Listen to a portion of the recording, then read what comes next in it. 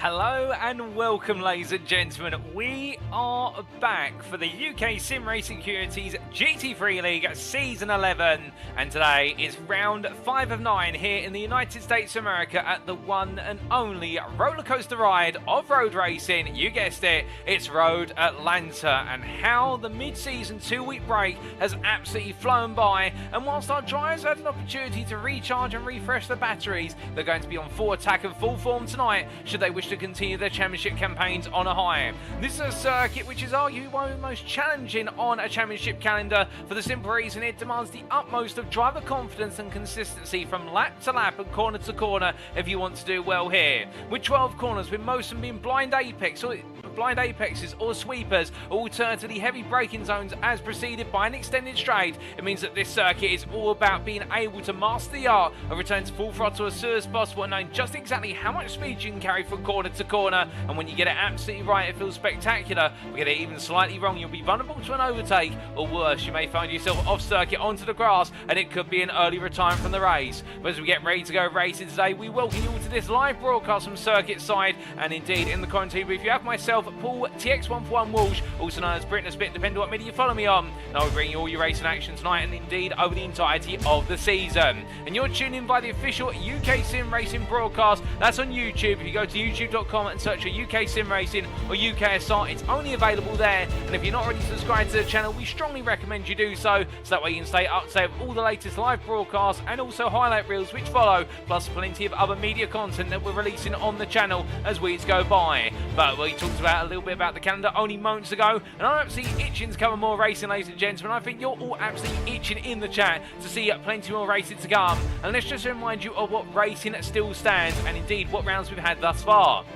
We started off all the way back on the 25th of June at the Fuji International Speedway in Japan. In round number 1, it was an early sprint and the Japanese circuit absolutely delivered, with thrilling battling down the start-finish straight of over 1 kilometre in length. But it wasn't just about the straight, it was also the tantalising corner sequences which completed the lap. And indeed we had a plenty for a series of battles up and down the field, but perhaps the most notable one of course was in the elite class. We saw the close battle right at the end between Erik Røseth and Sam Sherwood, and whilst we haven't seen the two of them battle one another quite recently, indeed it was one to remember. Then winding forward to round number 2 at the Circuito de Jerez, the start of a Spanish doubleheader. What we got to see there at the infamous Spanish circuit on the 2nd of July, the trend continued with battles up and down the field, and there in the elite class there's plenty to look forward to, but we also got to see in the pro class the rise of Aaron McGregor carrying on back-to-back wins from Fuji and really delivering on key form. Then round number 3 we made our way to the Motorland Aragon circuit for the first time in the UKSimRacing GT3 League's career history, and we got to see there the circuit recently introduced to the iRacing platform, that whilst it was desperate for overtakes at certain points in terms of physical overtakes on circuit, we got to see plenty of battles on strategy, and none more so than in the elite class, where Rhys Saunders in the end pulling off the win, albeit with an instant or two along the way, and we got to see the strategies line up together for a thrilling conclusion.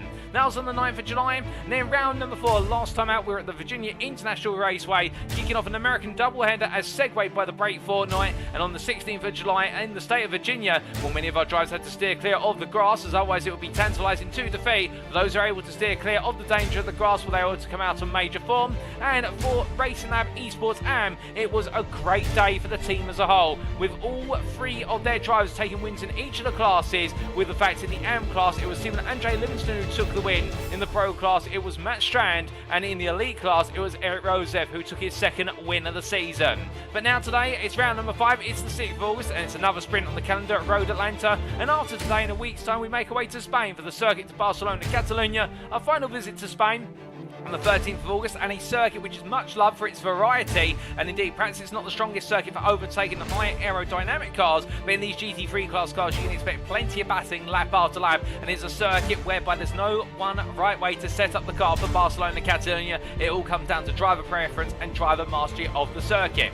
Then in round number 7 on the 20th of August, we make our way to neighbouring France for our first endurance race round of the season. And how appropriate, we're going to be racing around the Le Mans circuit, also known in full as the Circuit des 24 Hours du Mans. and indeed celebrated its centenary quite recently of the 24-hour Le Mans. It is a circuit which is not to be trifled with, and there we'll get to see slipstream battle plenty, and also the nerves are still from our drivers as they charge around the Porsche curves. Now on the 27th of August we have our final sprint race round of the season in round number 8. That'll be the penultimate round, which sees us kick off an Australian doubleheader. Plenty of doubleheaders this season, and that'll be at the Phillip Island Grand Prix circuit. Perhaps a lesser known outside of Australia, but it is a circuit which is absolutely loved in the country and won to much love across the world because there's plenty of elevation changes, plenty of hairpins, and also most notably plenty of overtaking opportunities. And then we bring it all to a close on the 3rd of September, our second and final endurance race round of the season. We make our way to Mount Panorama, but you all know and love it and refer to it as Bathurst. And now drivers will be taking on Mount Wooloo in round number 9 and 9. And well, goodness me, who will be the king of the mountain? And could that be the round where we crown all three of our champions in the Drivers' Championship and also in the Teams' Championship? Indeed, the kings will be there to be crowned, and we look forward to it. So plenty of racing action to come. And as we come onto our circuit for today, well, let's talk a little bit about the Michelin Raceway Road Atlanta. Our drivers will be taking on the full layout of the circuit with all 12 cores in its splendour, located near the town of Brazelton in Hall County of the state of Georgia in the US of A, as we can see from the circuit map provided to us by iRacing.com. Thank you to them for their wonderful simulator and the circuit maps that come with it. This is a circuit which consists of a wide variety of sweeping corners. However, what a two-dimensional map does not do is justify and bring to life the elevation changes that we will see over the course of the entire lap. Indeed, if anything, it is an injustice that we can't see them on this map. We don't have a three-dimensional one available to you. But as our drivers make their way across the start-finish line and up towards turn number 1, it's a sweeping uphill right-hander, which will see plenty of overtaking battles into the corner, and you can have up to 3 wide through there if you're daring enough. But as our drivers make their way uphill past the pit lane exit, then they'll make their way into turn number 2. Now turn 2 is really a setup for turn 3, where it's a braking zone, which will see our drivers brake for turn 3 over the apex of turn 2, but the key thing is they cannot see the apex of turn 3 until they've cleared the apex of turn 2, so you're braking for a corner that's not visible for you as a driver, and you've got to get it right. It all comes down to muscle memory. Now our drivers will make their way through the right-hander at turn number 3, before carrying the speed into 4, and as they come down through the left-hander, they go into what's known as the S's sequence. It has no corner numbers, and it's almost flat out all the way through, but as they emerge from the S's, they'll go into the left-hander at turn number 5. The kink, if you will, they've got to try and get it absolutely right on the exit curve if they want to carry the speed all the way out to the double right at turn 6 and 7. It's a short charge towards turn number 6, but we will not be surprised if we see some battles under braking there. And as our drivers make their way into the right-hander, it's all about setting up the run to turn number 7, the slowest corner on the circuit. Whereas our drivers clear the apex, they'll want to return to full throttle as soon as possible, because then they've got the extremely long charge all the way out towards the turn 10 chicane. However, albeit by the kinks to turns 8 and 9, but the key thing here is with a long back straight, we'll see our drivers battle under slipstream into the braking zone for the turn 10 chicane. And a little bit of trivia for you, the turn 10 chicane didn't originally exist when the Road Atlanta circuit was conceived. It was a run all the way to what is now known as turn number 11. However, the chicane was introduced as a safety measure, given the relative top speeds that drivers were reaching in series at that point in time. When it was introduced in the late 90s, if my memory serves me correctly, our drivers found the average speeds brought down over the course of the lap, but indeed the chicane presented an overtaking opportunity of its own, with the left into right at turns 10A and 10B, then followed up by the right up the hill into turn number 11 and the downhill sweep through turn number 12 to complete the lap and do it all over again. Well, that's not going to make you absolutely salivate at the prospect of racing. I don't know what will, but before we can go racing, just to give you a quick reminder of the series rules: car setup wise, drivers are not permitted to change their carve-out penalty at any point during the season. I'm pleased to say we haven't got any car changes thus far. Car fuel load shall be restricted to 50% for all of the races. That does add a bit of strategic variety compared to previous season 45%.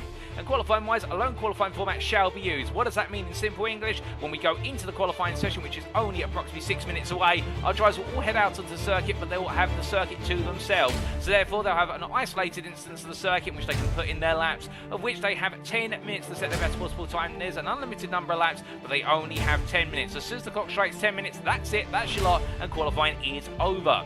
Now coming on to the races. In general, the races shall commence via a double-barrel rolling start, as is the tradition of the UKSimRacing GT3 League, albeit the start zone for this round is a little bit different, as we will see our drivers cross the start-finish line before they're permitted to go racing. So it will look a little bit weird on broadcast to see that we get a green flag before our drivers do go racing, but trust us in that. They've been told for the purposes of safety to enable all of the field to make their way out of the final corner and get ready to go into turn number 1. They're only permitted to start racing after the start-finish line, and indeed the race leader or the qualifying behind pole sitter can take the field up to what is the exit barrier going into turn number 1, and well, we'll have to look forward to seeing where he decides to go.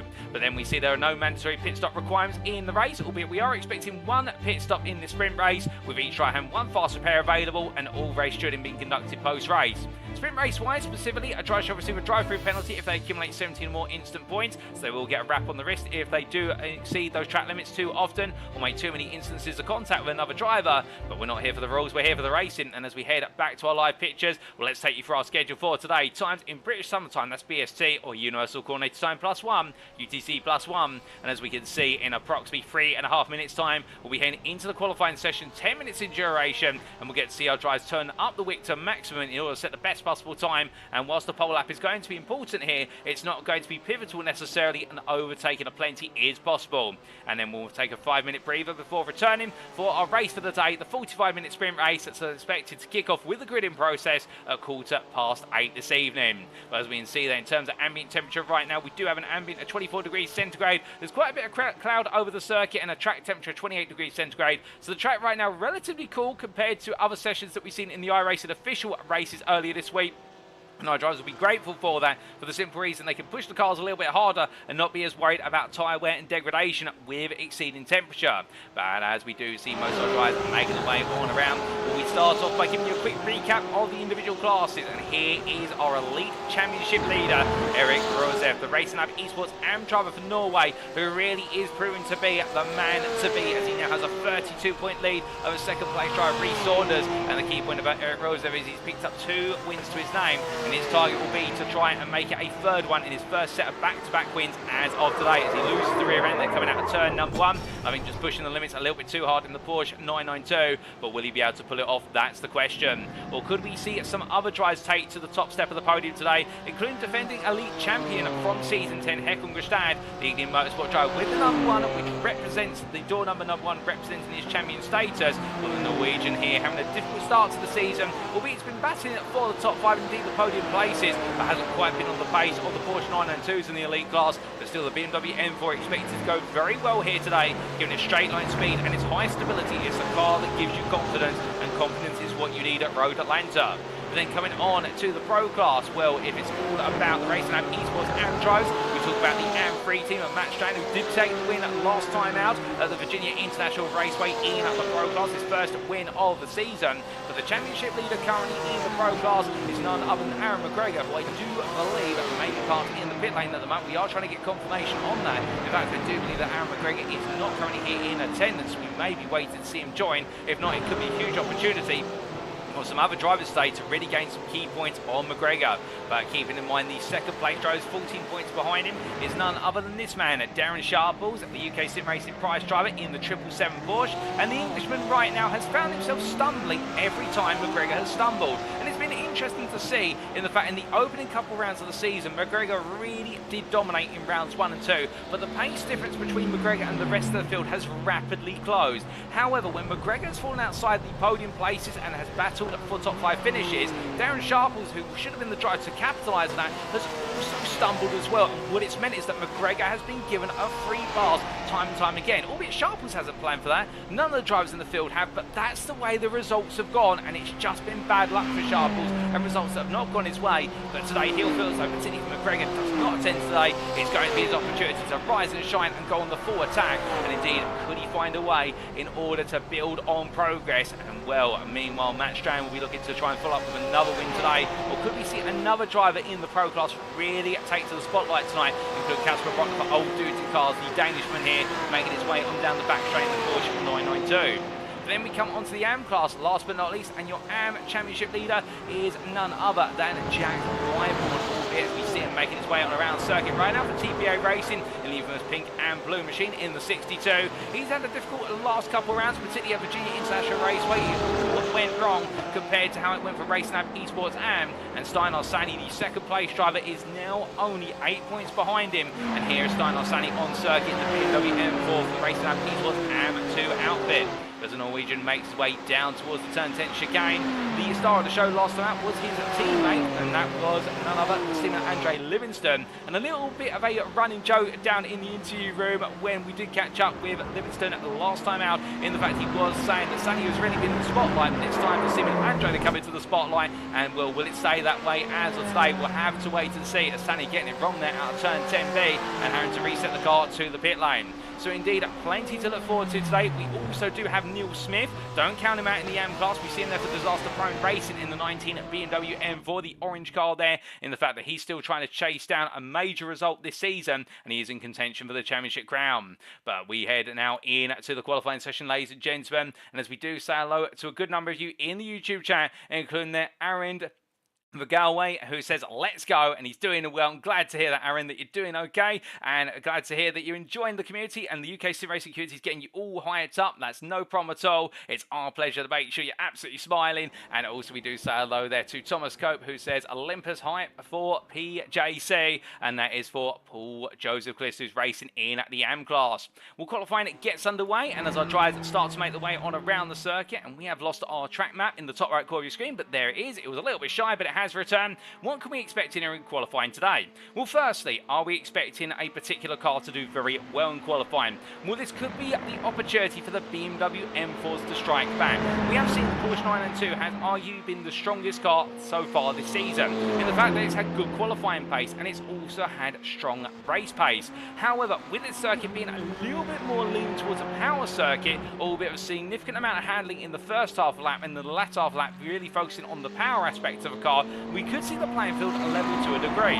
So therefore we are keeping eyes on how the BMW M4s perform, and also the Mercedes AMG Evo. There's only one on the grid today, and it's being piloted by none other than Mark Johnson, who's had a very troubled season thus far in terms of things just have not gone his way from round to round, and Johnson, number 44, will be eager to arrest the wrongs that have occurred. He'll be looking to turn things around, and could the AMG with 6.3 litre V8 actually roar into success today? I think he'll be feeling confident it can. We'll have to wait and see. Now, as for setups for our drivers, they will be looking to try and maximise their straight line speed as much as possible, a good portion of that being flat out. They also want to take a little bit of rear wing with them in order to be able to maximise their apex speed through the first half of the lap. So therefore, we are going to be expecting our drivers to try to go for top speed, but also just cognizant of the fact they'll need a car that's relatively stable going through the S's. And all in all, what it does mean around here is that our drivers will need to have a setup on the car that really does suit their driving style. They want to have the confidence in the car and the confidence in themselves to be able to attack from corner to corner, as we see Johnson winding his way down through the S's now, coming out of turn number 4 and onto his first flying lap. So we're expecting the powertrains to really work today, and particularly as we go deeper and deeper into the race, we could see things start to mix up. As we see there a slide from Johnson as he made his way into turn 5 on braking. You can see the rear of the car stepping out. I think he had to overlay a little bit of throttle there just to settle the rear back down, albeit the AMG being a front engine rear wheel drive machine, and so aggressive in the lower gears in particular, second and third gear. This car really belting alive on those rear tyres as he makes his way down the back straight now, charging all the way up to turn number 10. And carrying the speed on through here, Will Johnson right now. I think you'll feel as though this lap has been good thus far, albeit I think you'll want to try and arrest what happened at turn number 5. That most likely will be due to a little bit of coldness on the tyres still. It normally does take the out lap plus the first flying lap to get the tyres into the optimum zone. Considering when we do have these ambient conditions here at 28 degrees at track temperature right now, the tyres will heat up quite rapidly, but at the same time you'll want to gradually bring them into bear as he winds his way through the final corner here. What's it going to be for Johnson for his first flying lap?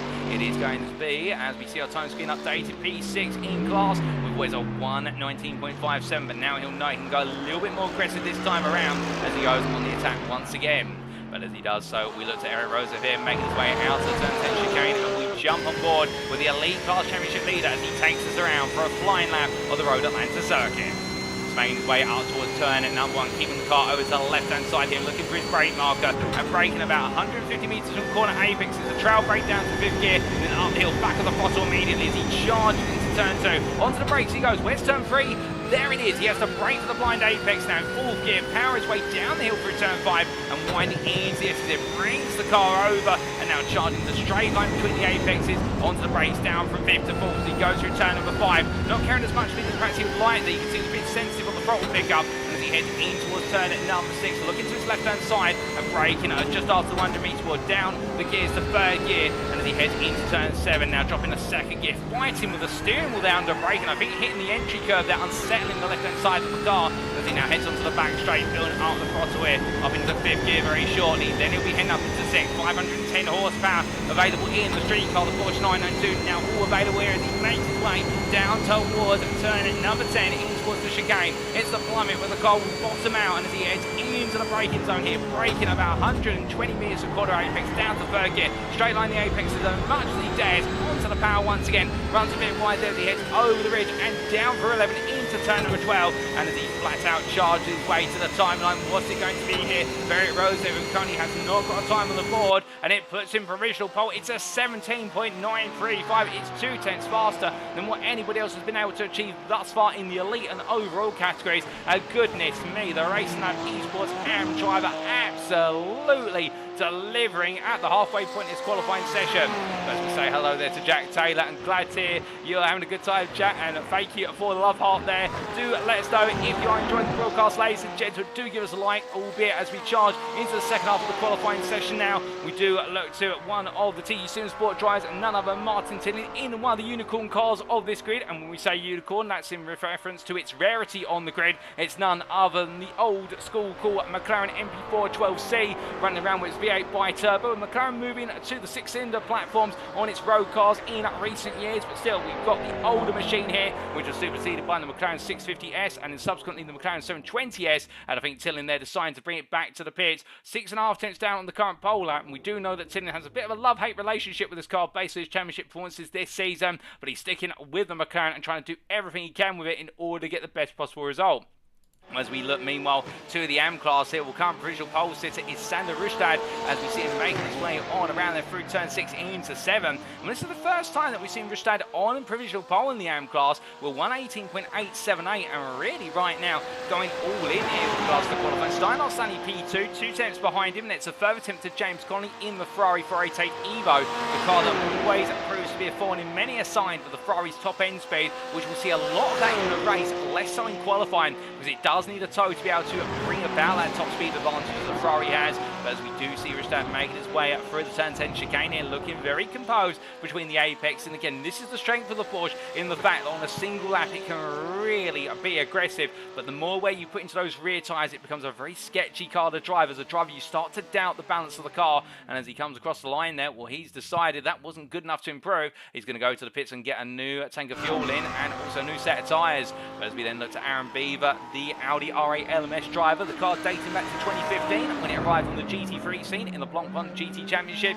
as he heads on through at turn number 7 there. Blancpain now known as GT World Challenge for the aficionados, as he heads up towards turn number 10. Right now the Audi V10 engine that is being discontinued in the near future, with Audi withdrawing from the series and investing its time into Formula 1, but still supporting its customer teams where possible. And as he heads down towards turn number 10 now, onto the brakes, and we know that the Audi, a very strong handling car, doesn't necessarily have the top end speed help, so we are expecting the Audi drivers around here to really have to try and work some magic on strategy as he heads into the pit lane. In fact, and he's currently P11 in the pro class there, but it's extremely close to getting to the top 10, with Mark Johnson only what is there 200ths faster, if that. And well, as our drivers heading towards the end of this session, we do have Joe Newman parking up there, and I believe Ryan Davis making his way on around right now. I do wonder when most of our drivers are deciding to end their qualifying session prematurely here, feeling as though the time is of the essence and they're just not going to be able to get a better lap in currently today, as we do see none other than Ryan Davies, currently P3 in the elite class, making his way on around in the wonderful TU Sim Sport livery, grinning at us as he makes his way on past the stationary camera, and he heads up towards turn number 6. Well, right now getting it all nicely hooked up here, and that's the thing. When a driver is looking smooth out there on our exterior cameras, it means it's a good lap coming. Smooth, it means fast, and well, you can absolutely drag a car around the circuit, as they like to say down at your local car club. And when we say rag, you can charge the car around and be very aggressive with it. Being too aggressive with a car, and it does normally mean that the lap starts to go awry. You end up making mistakes, little mistakes under braking, that only end up as a domino effect. So he makes his way down to turn 10, and smoothness is what you need at road land canter as he comes into the chicane, takes plenty of initial apex curve, nails the rotation for 10B as he heads over the rise and down. What's it going to be for the 85 driver as he heads through the final quarter? A wonderful camera shot there on the curve, gives you a sense of speed, and he heads on around across the timeline. Well, for Davis, is it going to be an improvement? No, it's not. He won't be able to get another lap in, given the fact he's got less than a minute to go. So it looks like qualifying is mostly complete, ladies and gentlemen. And as we can see, it's Erik Røseth who's going to take pole position in the elite class on a 17.914 by just shy of 2 tenths over Hekon Gestad, who will line up P2 alongside him on the front row of the grid. Casper Tunstead, your pro pole sitter, starting P9 overall, taking pole position by 1.5 tenths over Alexander Tremino Mikkelsen, who we've not seen qualify that high in some time in the pro class. P2, well done to him, and to Tunstead as well. And then in the AM class, it will be Sander Rustad who takes his first pole position of the season. And as we look to where's the overall standings for a brief moment, that is how the top 35 fit together on the grid, with Tunstead starting well ahead of the rest of his pro class peers, and Rustad the same in the AM class. But it's time, ladies and gentlemen, for us to head to the grid. But albeit before we do that, I do believe we do have a brief breather, and it will be a 5-minute breather for our drivers to put the setups on the car that they so desire and get themselves mentally and physically prepared for going racing. So while we do have a brief breather, we'd just like to let you know that if you have been enjoying the broadcast this season, or you're a regular viewer of UKSimRacing broadcast, given the fact we have other series running as well on a weekly basis, including the Porsche Cup, well, if you've ever wondered how you can support UKSimRacing, did you know there's a quick way to do so via our affiliates? For we at UKSimRacing are affiliated with multiple sim racing and real-world motorsport companies, including Swellmiller Sim Racing Coaching, Race Anywhere, and Demon Tweaks. And if you do head to our website, that's uksimracing.co.uk today, the website will appear on screen very shortly to give you an example, and there it is in all its glamour and glory. We can see in the top right corner of the website page, we have a link to our Discord. Now, why would you want to join the UKSimRacing Discord? Well, firstly, if you ever want to be on the grid for any of our series, alternatively one-off special events, you need to be part of our Discord. It's a mandatory requirement, so that way you can attend driver briefings and receive all the information regarding the event you're participating in. But secondly as well, if you do go onto our Discord, there are discount codes available from our affiliates that are only available on the official UKSimRacing Discord. And if you use one of those discount codes as part of your purchase, well, you're a winner. You're in pole position for the simple reason you get a discount on what you buy. And, well, in the UKSimRacing community, we're also a winner for the simple reason at UKSimRacing, we are a non-profit organisation. So all of our affiliate earnings are invested back into the community to fund future series, including future editions of the GT3 League, the Porsche Cup, and plenty more we've got planned for 2023 and onwards. So do remember, a little purchase can go a long way in supporting UKSimRacing. But the big question we now got to ask is a good pole position now going to go the full distance in terms of enabling the driver to take the victory today? Or will this man find a way to take his first win of the season overall and in the elite class? Hekon Gestad, well, he's had very close runs on 2 podiums so far, but the Indian Motorsport driver still looking to get his championship campaign into its first gear as he makes his way on through 10A and 10B there. And well, we are expecting the BMW to really have a good run versus Erik Røseth today, and you'll know that Gestad will give it everything. He's always in it to win it as he makes his way on through the final corner there.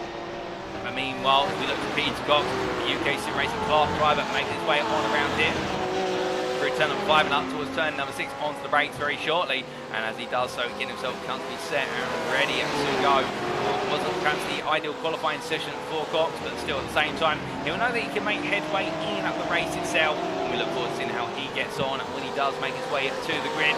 Why did we say earlier about the fact that we could expect the Porsche to do quite well in qualifying, but perhaps less so in the race? Well, this circuit is very aggressive on tyre life, in the fact that we do have a wide variety of sweepers, which typically do load the tyres more aggressively than, say, a standard hairpin and whatnot, given the fact you've got a load of medium speed corners in quick succession and direction change. And we're expecting the left-hand side tyres of most cars are going to take a bruising around here. But the Porsche, and of course Cox in one of the many Porsche 992s on the grid, well, this car has put a lot of wear for its rear tyres, with the engine being located over the rear axle, which is a typical trend of Porsche machinery. The only exception of it being the Porsche 911 GTE, which has been retired from racing service. It will be at the end of this year, as we're to understand it. Well, right now, as Cox makes his way around there, he'll be very wary of the rear tyre life.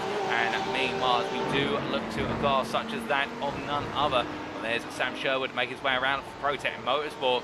We were thinking more along the lines of what is, say, Steinar Sani in the BMW M4. Front engine rear wheel drive. It will wear its rear tyres more than its front tyres, given the fact the rear tyres do the delivery of the power, but with the weight being a bit more spread across the car, with Sunny there getting it very wrong coming out the final corner, taking too much exit curve, and as a result, in the final corner, the S's sequence, if you will, and got being bounced to the wall there. It can happen to anyone. Sunny showing just how easy it is to make a mistake around here. We'll be hoping that the tyre work goes in his favour, as that car's going to be taken to the pit with some repair work to it. That makes his way into turn at number 6. It's all eyes and getting ready now to go racing. We are only 40 seconds away from the grid procedure, and well, as we get ready, do let us know and place your bets in the YouTube chat who you think is going to be your potential winner across the classes, in the Elite, the Pro and the Am classes, and which machines you think are going to be the strongest in the race. Well, we reckon the drivers to watch out for include Erik Røseth, who starts in that front row alongside Røseth. That'll be in the Elite class. In the Pro class, watch out for Alexander who has taken his best qualifying performance of the season, line up inside the top 3 of the Pro class on the grid, and in the Am class, watch out for Sander Røseth, who'll be eager for Team Norway Racing to convert that pole position into his first win of the season. He'll be fighting at the bit in the number 11. But with that, ladies and gentlemen, the checker flag is out on this final warm-up, and it's time for us to head to the grid for round number 5 of season 11 of the UKSimRacing GT3 League.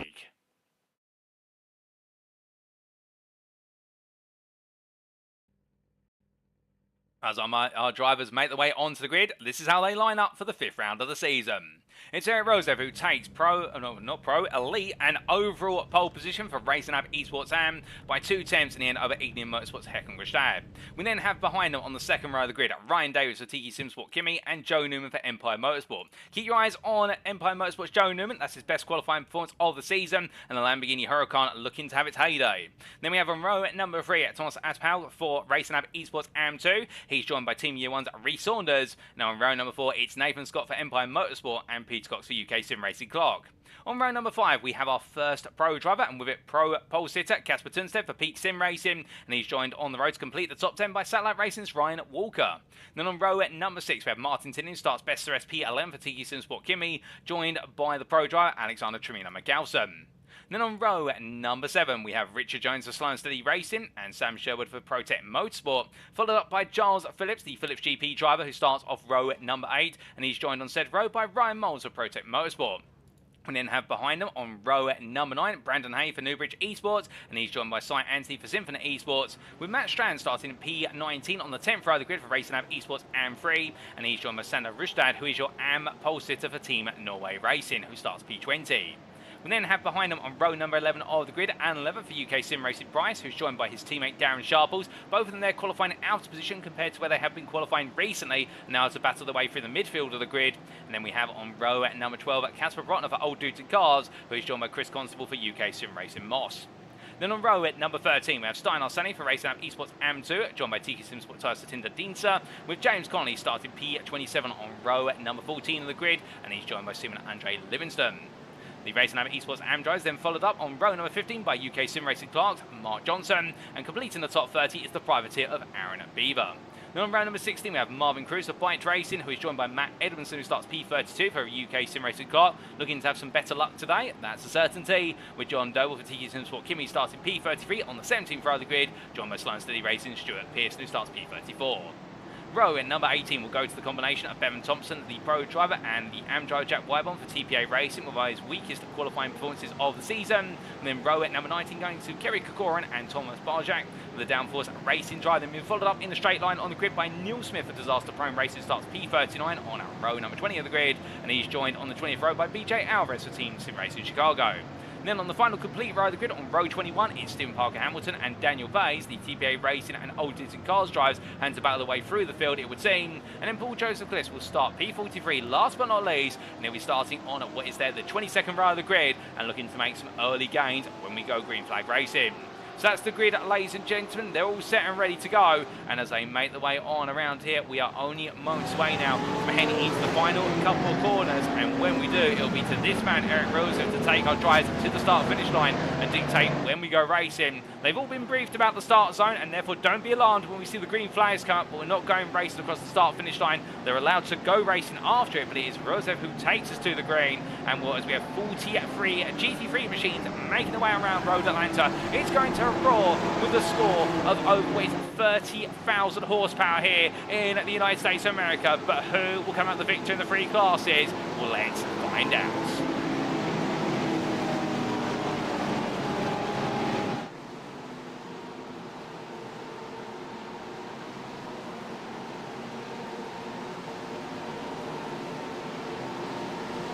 Lights out, away we go for round number 5 of the season as Røseth takes the drivers midway through the straight before going racing, and as he does, Ryan Davies immediately goes on the offensive into turn 1. Side by side, Weekly Motorsport Gustad as they make the way over the crest into 2 and 3. Gustad gets back ahead. Meanwhile, further behind, everybody now, Constantine in the way into the S's here. Loads of side by side racing, including that between what was Newman and Saunders, and as they make the way down now, it's going to calm down for the drivers. In fact, that was Newman versus, I believe, Ryan Davies as they make the way up the hill, and as they clear the corners now, heading on towards when it's there, turn at number 6. Thomas Aspel has gone wrong on the exit there of turn number 5, car into the wall, so he parks up and waits now to go racing once again. I think that's going to be a tow to the pits if he can't get it to limp back home.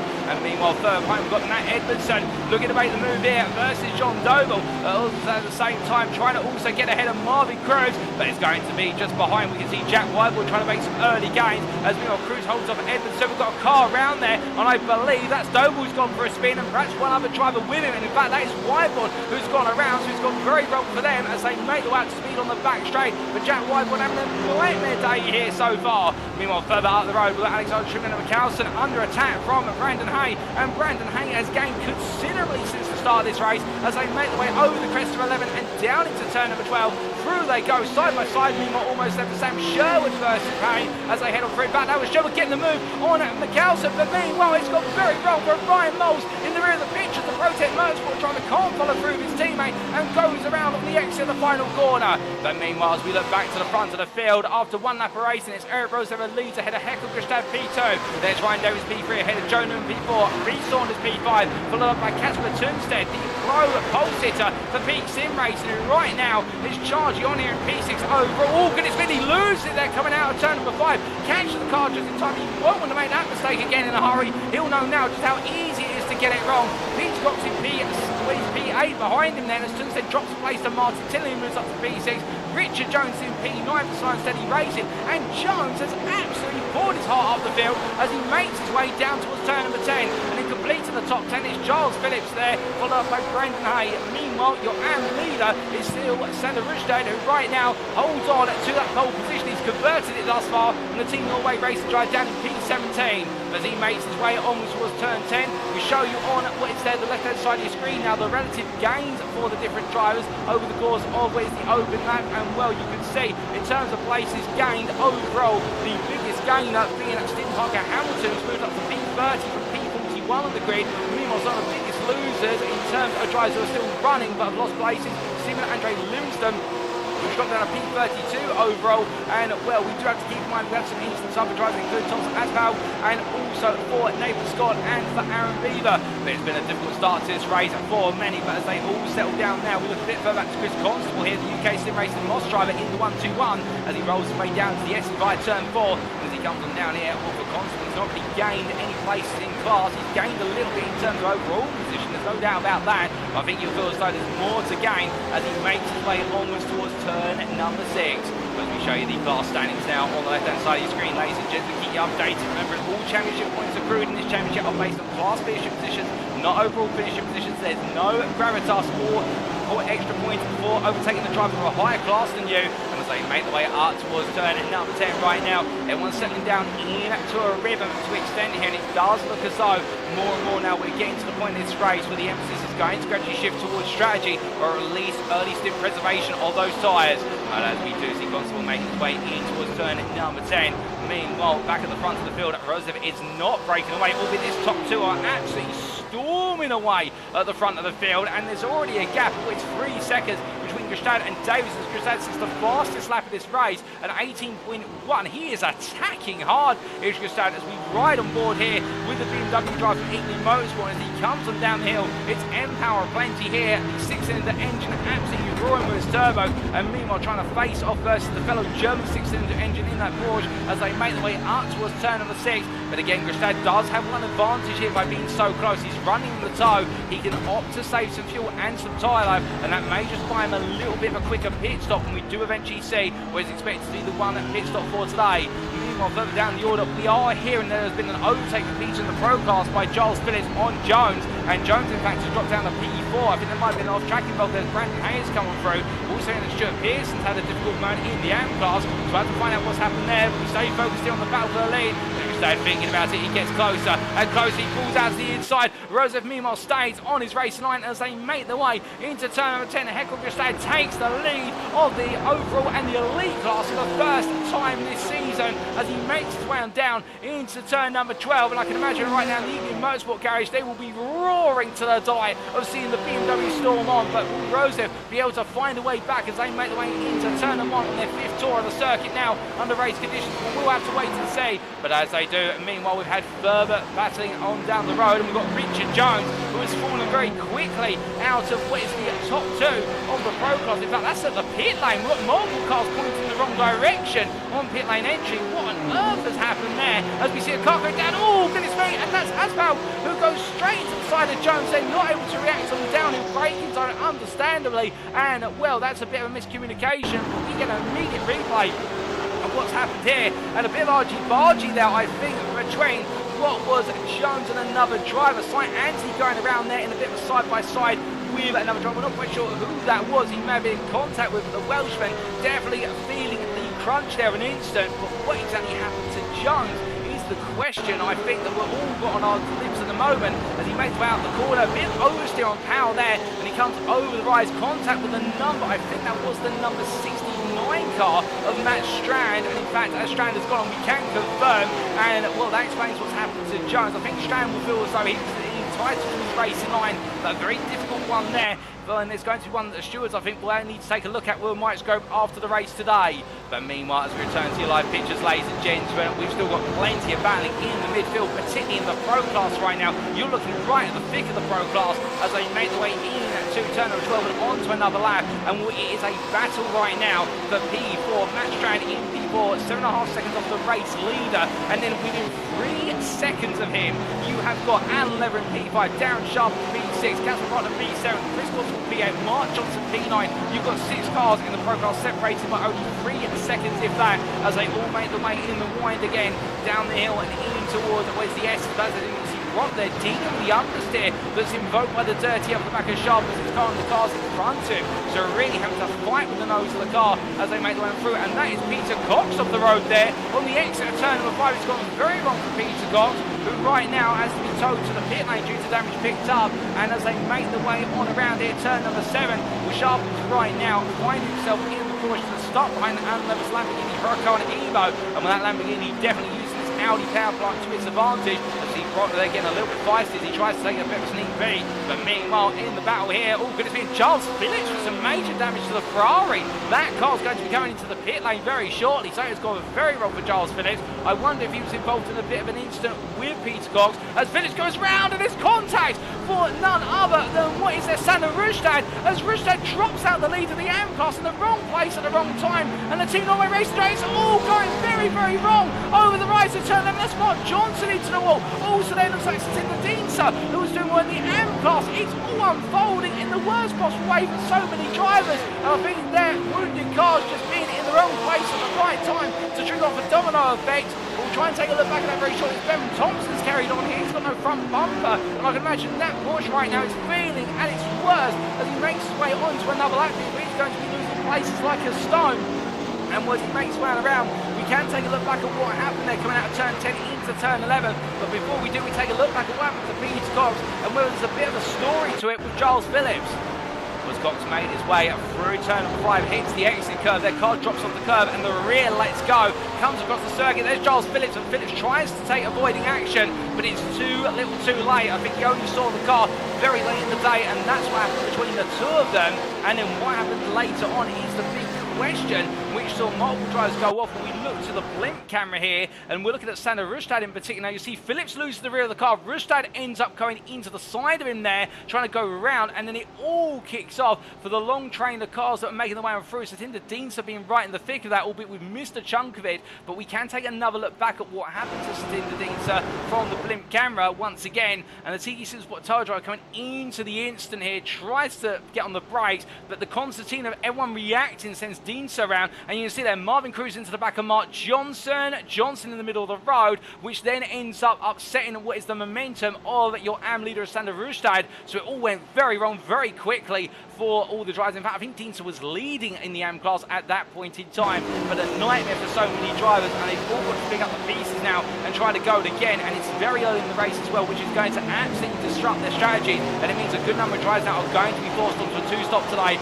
rather than the one-stop. But meanwhile, as we look back to your live pictures, we're looking at Bevan Thompson there, who's continuing to find himself falling down the order. Cy Anthony trying to siphon his way through. Remember Cy Anthony, of course, in that instant coming out of turn 11 as he made his way down the hill, being sent to the outside going into turn 12. As he makes his way up towards turn number 6 right now, all the Welshman here trying to pick his way through, and Marvin Cruz here being passed by Brian Moles. So it is the two elite drivers of Moles and Anthony right now trying to recover this race and pick up what pieces they can, as the AM class has been completely shaken and stirred, albeit Sander Rustad is still your AM leader, we can confirm. He has found his way back into the lead of the AM class, but whilst all this is playing out, now we're starting to see some other drivers pick their way through the field. This is Thomas Barjat in the number 5, in the P5 position, we should say, in the AM class. He's got Satinder Dienza trying to pick his way on through. Dienza on the inside on the braking there. BMW M4 not known for its braking potential, but Dienza says, I'm going for it, and the number 10 driver gets it as he makes his way over the rise down into 12.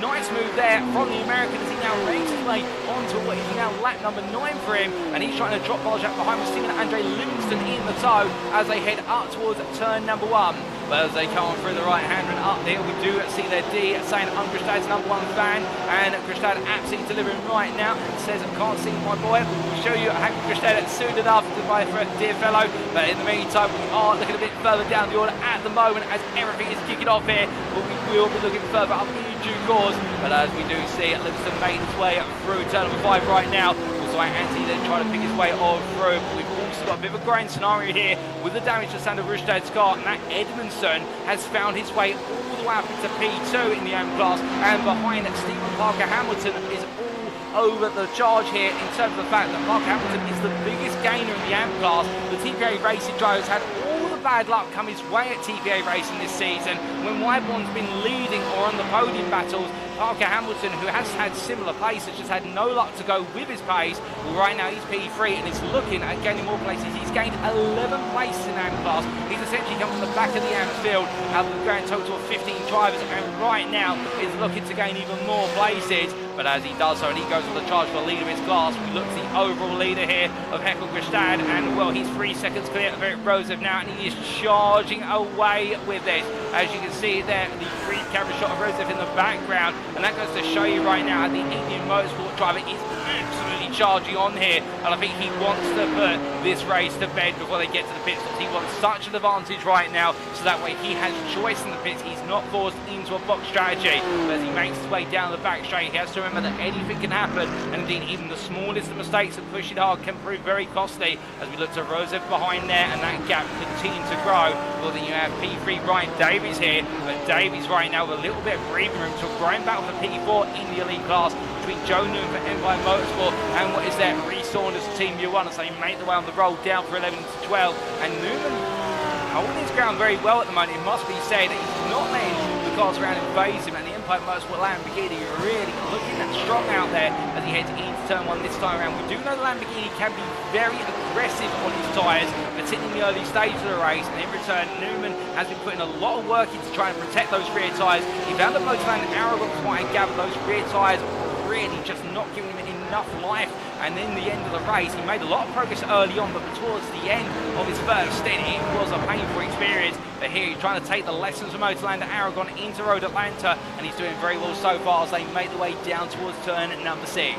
As they come up through the right-hander and up towards turn number 7, onto the brakes he goes, and will Saunders right behind him as they come off the apex there. And we ride aboard and look back here from the rear of the Lamborghini Huracan. And we'll out the engine absolutely in place now as they make the way down towards turn number 10. And you can see here that Saunders is getting closer and closer in the toe. He's picked up every hundredth as he dares, but they make the way down towards turn 10. And will he go winning? Newman defends the middle of the road here, makes it so that he's slightly offline as Davies as well is given a bit of a distance home. And you can see there Saunders swerving.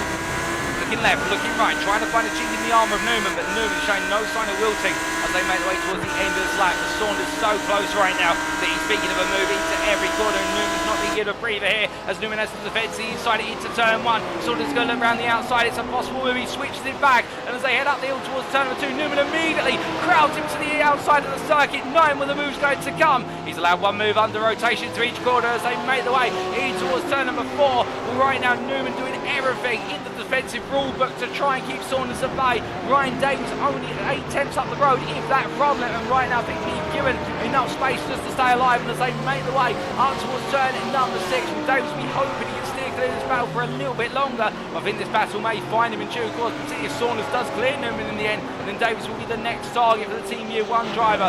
But as they make the way out to turn number 6, you can see just behind that is Martin Tilling, who's getting closer as well. The McLaren MP412C now starting to build on its early ground. It's getting 4 places in the elite class since the start of this race.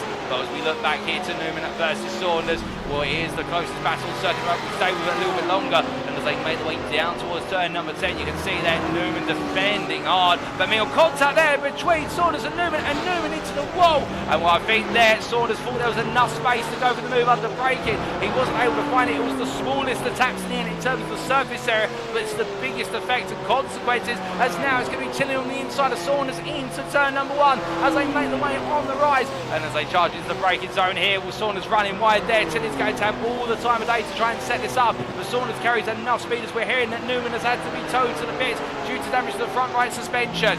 As they come on through down to yes, Saunders holds on. I think right now he'll feel as though there's a little bit of cloud over his race today, in the fact he didn't expect it to go that way. And as they make the way up towards turn number 5, well, meanwhile we do look from the battle for P4 in the elite class to what is Ryan Walker versus Sam Sherwood. And these guys being caught up by the second place pro driver of Brandon A, the Newbridge eSports driver, making gradual progress towards Casper Tunstead at a rate of a couple of tenths a lap. And will now, for Walker, it's about staying behind. He's P6 in the elite class, and he'll want to try and knock on the door of what we hate to say, would you mind let me through sometime today? I think Brandon Hay will say, let me just catch up towards Tunstead. Although I don't think Walker's going to have the patience as they make the way down the back straight. As they head up towards turn number 10 right now, nose to tail still once again here, and it does look as though Sherwood not quite on the straight line speed compared to the video. As you can see, the Porsche falling away there to a degree, Walker being buffeted by a toe, given the fact he does have, what is that, hey, only 4 tenths ahead of him. So it all equals out here as they make the way over the rise and down to turn number 12. But as they do, we look up the road to Saunders here with Tilling just behind, and Martin Tilling once again trying to go on the offensive as we ride on board with the McLaren MP412C drives. He banks throughout the hill, but the problem here for Tilling is the fact that he just does not have that final 10% of the money. He's got it in the corners, but on the straights the BMW's got the edge, and as they make the way on the wind down through the Essex, you'll see that here, right left they go, and as they do, the McLaren just able to be so much bolder here through the medium speed corners. But as soon as they get onto a straightway, it's Saunders is able to break away in the BMW. Tilling also now having the best exit out of turn 5, and to be a bit more sensitive to the exit given the relative ride height of the car versus the exit curve. And as they come through 6 into 7, again the McLaren now really just able to bite into the apex as they exit. Not a good exit there for Tilling by comparison with Saunders, and Saunders able to put a bit more pace between them. It does look as though now as they make their way down the back straight, Tilling will start to gain slightly in the toe. Saunders also may use this as an opportunity to do some fuel saving. We also want to keep in mind that Saunders has picked up some front aero damage with that contact with the rear of Newman's car, and that will cost him some top end speed as they head onto the brakes here. Tilling now really aggressive there, and I wonder where he's having to do things in cycles here, where he's having to be aggressive in certain parts of the lap and less on others. As Saunders into the pit lane, he makes his way in for repair work on the car, and I suspect what may be an undercut attempt for the stop here in terms of the fact he's coming so early in the race. And normally we do see the undercut pit stops around the 17-minute mark. That's when they commence. And well, Tilling going on here, I think you feel as though he can keep going all the way. Meanwhile, as we looked a bit further down the order, we do have Matt Strand into the pit lane. He's coming in from what was at the time P3 in the Pro class, released a couple of drivers on for it, including Darren Sharples and Chris Constable, and it was he makes his way down pit row. And then we look to your AM lead battle here. This is Sander Rustad, the team at Norway Racing drivers, had it all go wrong once, only to recover it, and now is trying to keep ahead of Matt Edmondson, and Edmondson in the Ferrari 488 Evo, looking for his first podium of the season and trying to chase down his first win of the season. With that, the AM driver UKSimRacing Clark has had very little luck when he's been in the podium plays, albeit we're not trying to put the commentator's curse on him, and as he makes his way through turn number 5, right now trying to chase down Rustad as much as he can, and was a charge onwards towards turn number 6. And in to the braking zone here, Edmondson right now matching the pace of Rustad, if not a little bit faster, and as he comes on through the double right at turns 6 and 7, they still have Stephen Parker Hamilton, who's the second off of them. So this top 3 in the AM class definitely get very testy with one another in terms of pushing each other to the limit as they make their way onwards towards what is then now turn number 10. But as they head on down, meanwhile we do look to the Brian elite battle behind them. We've got 3 elite drivers all together down at the bottom end of the top 20 overall, as we do show you those overall standings for a brief moment. And well, that is Neil Smith, who steps aside here for Cy Anthony. We should really say just give Cy Anthony all the space today to take the place off him. Smith in the AM class, charging off what is P4 in class versus Anthony and company. The elite drivers trying to pick the one through. As we have got Chris Constable and Lever into the pit lane as I look at my quarantine roof window. So it looks like we are starting to see more and more strategic stops kick in. That is Rhys Saunders, who has come out of the pit. He's dropped down to what was at the time P20 overall. He's now up to what is P16 overall. But you've got to keep in mind the switch back and forth with regards to what is the strategies around here, and as he winds his way on down the hill. Well, in terms of Neil Smith right now, just looking to try and maintain his top 5 position in the AM class and seeing what he can do with regards to making some further headway. But meanwhile, as we look from him to a bit further back to Chris Constable, who leaves the pit lane now in P26 overall, P8 in what is there, the Pro class, making his way on around here, and he's got Toss Aspal behind him for company. Do see right now Constable just trying to make some progress and well trying to make that strategy work, but Aspal so close behind him. Would it be wiser for him to just let the elite driver go, and in doing so and give himself free room and he can jump into the toe of the Ferrari driver? We will have to wait and see. Bring you back to class standings once again here, just showing you briefly how the top 35 fit together and the overlay of the elites, pros and the AMs, and what we focus for on the classes from this point onwards.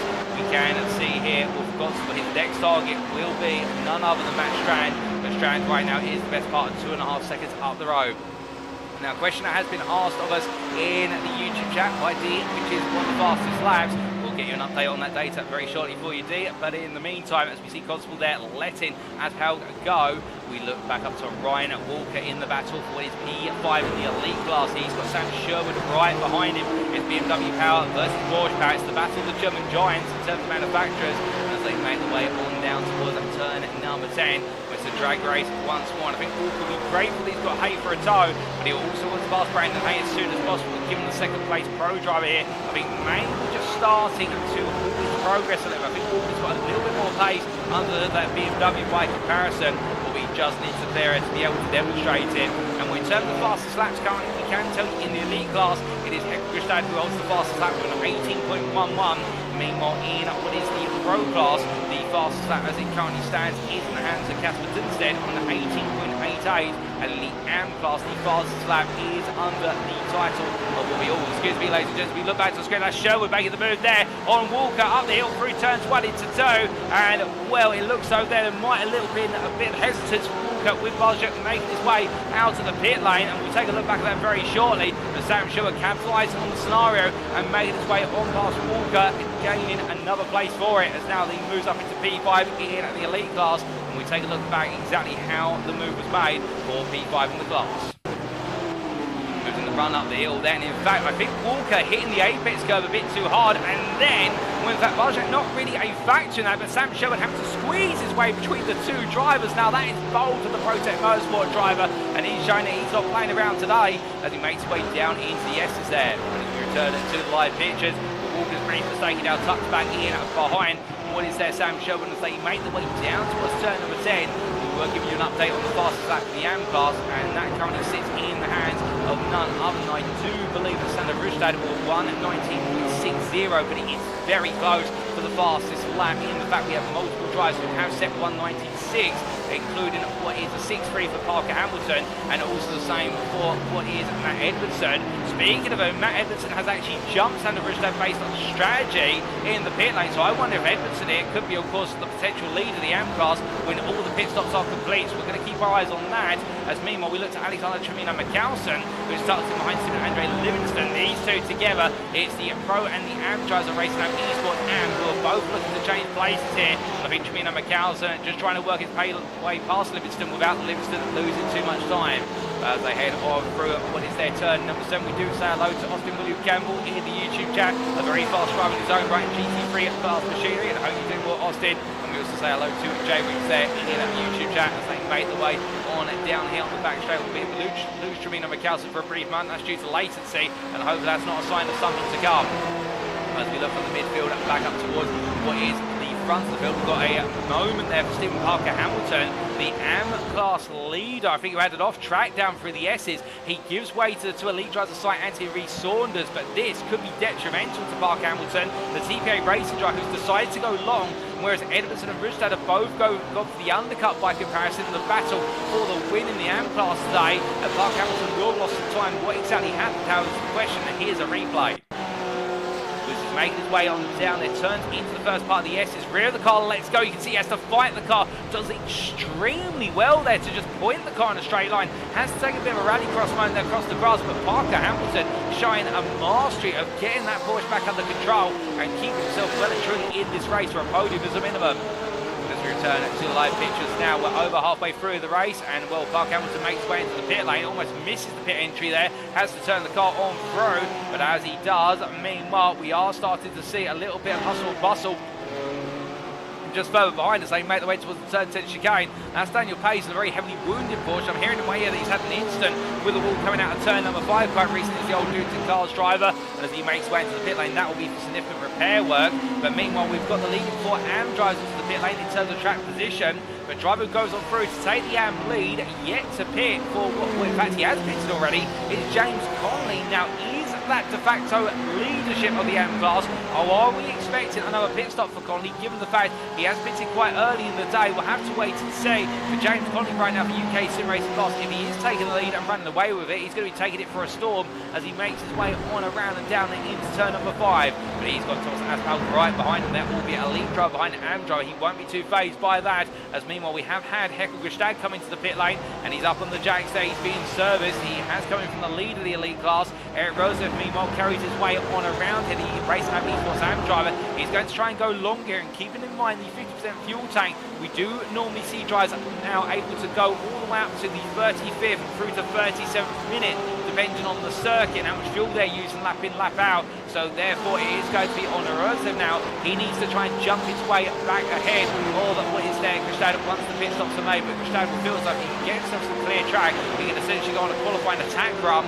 And well, to give you an update on that, well, before we do, that's Rhys Saunders on picture balance side by side with Martin Tillin as they've made their way into turns 2 and 3. Tillin still battling here as they go into the S's, and therefore having to back out as they make their way into the right part of the complex for the simple reason 2 does not go into one into the S's, or if you do go too wide, you're going to have to be very brave at the best part. But it looks like Rhys Saunders has found his way ahead of Tillin, albeit very close knit between the two of them as they made their way on around here. We will try and get a replay of how exactly that played out. I think it may have been on strategy and side by side out the pit lane, but here's Saunders is ahead of Tillin for now as they head up towards turn number 10 now on the back straight. And as they do on the charge, Røseth is into the pit lane, so is Sherwood. So right now it is on at Gestad to try and jump back ahead. I'm looking at my commentary through a window for when Røseth potentially leaves his pit box, albeit at the moment I think he's still being serviced, and Gestad's coming on around here to take what will be another lap, and as he does so, he's going to potentially take the lead back, and he comes on through into turn number 1. He is going to take the lead. Røseth leaves his pit box, and the gap could not be greater as Røseth makes his way up to speed. But that confirms, ladies and gentlemen, that right now in the elite class it is a 6-second gap between Erik Røseth and P2 and this man who retains the lead of the elite class with what is 17 minutes plus the final lap to go. Hekel Gestad absolutely flying right now for ED Motorsport and showing no signs of slowing down as he makes his way up towards turn number 6. But as he heads on down, meanwhile, to give you an update in the other classes. Well, in the Pro class, it is Casper Tunstead who is still leading the class here as he makes his way through turn number 5. He has got Brandon Hay a bit further back, and then we do have only what is there, the best part of 13 seconds behind, with Brandon Hay 3.5 seconds up to Tunstead. We have Nat Strand, who has just found his way past Darren Sharples at P3. We didn't quite catch that on cameras. We see Sharples there with Aspal behind. The key point being that Sharples has dropped out of the podium places, and well, we'll take a look back at how exactly the move was made very shortly. But as he makes his way up towards turn number 6, meanwhile, as they head on through to the second half of the lap, there's plenty of battling outside of the Pro class. In the AM class, this is Neil Smith, and Neil Smith right now, the proverbial cork in the bottle, because he has got behind him, having stopped recently, Stephen Parker Hamilton and Satinder Dienza, and they've also got Mark Johnson, the Pro drivers, backing up into the battle of these 3 AM drivers. Will battle the P5 in the AM class, and as they make their way up towards turn number 6, we say hello to Nathan Scott in the YouTube chat there, who says, glad I didn't practice much, and well, it sounds as though it's got a big role for yourself, Nathan. I believe a retirement on the opening lap, but side by side there, Smith versus Parker Hamilton. Parker Hamilton has to be quite aggressive there, and I think eager to try and disrupt the momentum of the BMW, but now Neil Smith will literally just put the pedal to the metal and say, right, he's got to put the faith in the BMW straight line speed. You see everybody in the tow here, they all those people look at Johnson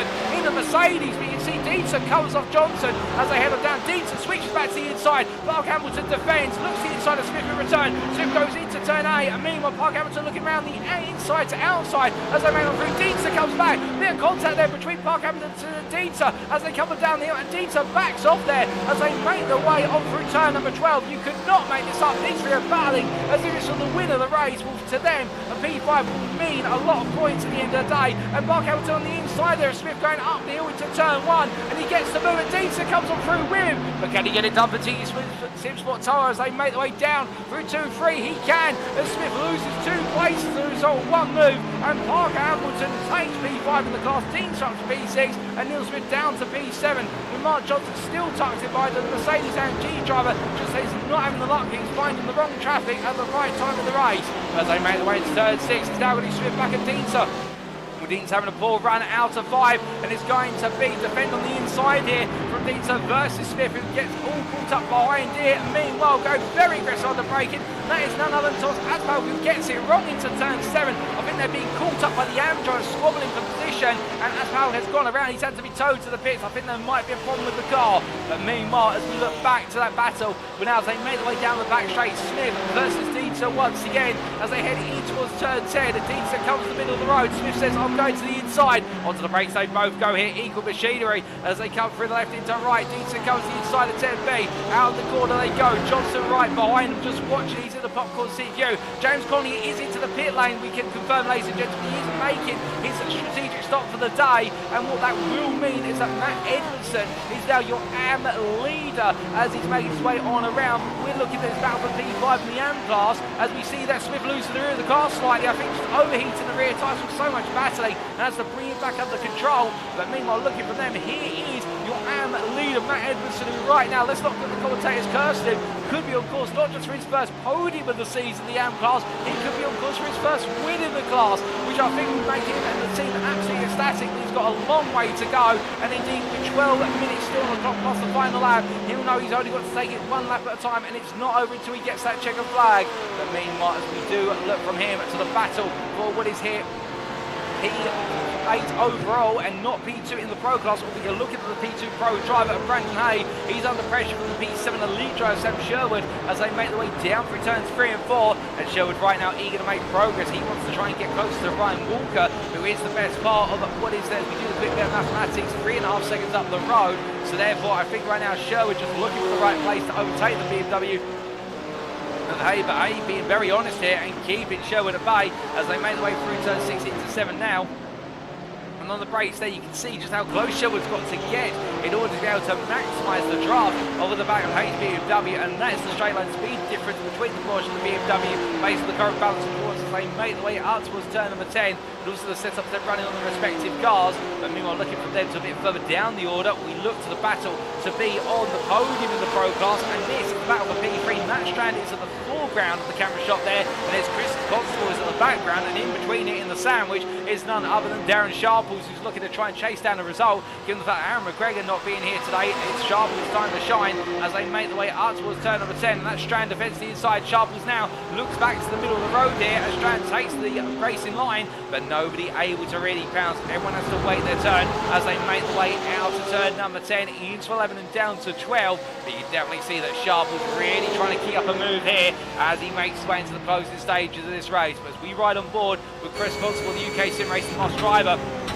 he's the third one in the chain here, if you will. And the key point for Constable is he's really in the position whereby he'll be hoping that Sharples and Strand battle one another too hard. They take each other off the racing line. They cost one another a lot of speed. In return, he can pick up the places. But it's anything but that in terms of being a simple overtake at the end of the day. And I think Constable here had to deal with the double dirty out of the two Porsches in front with Porsche 992 right now. Definitely not showing as much turning as it would like. I think he's just got to be wise here and wait for the right time to try. As they make the way in towards turn 6 and 7 in to the double right they go, and as they do, only one line through here. The tyre wear now started to build up, as you can see there. It was Stranded, took a bit of a deeper line into the corner, but gets a better exit. Sharples is quite an early turn to the apex, Constable in between in the toe here, but nothing between them as they make the way up to respective gearboxes and in towards what is turn at number 10 very shortly. It is a bit of a stalemate at the moment as they get ready to battle under braking into turn 10. But as they do, meanwhile, it's drama. A bit further down the road, we look to Sander Rustad, who's around there. He's gone around what is, I believe, that's none other than...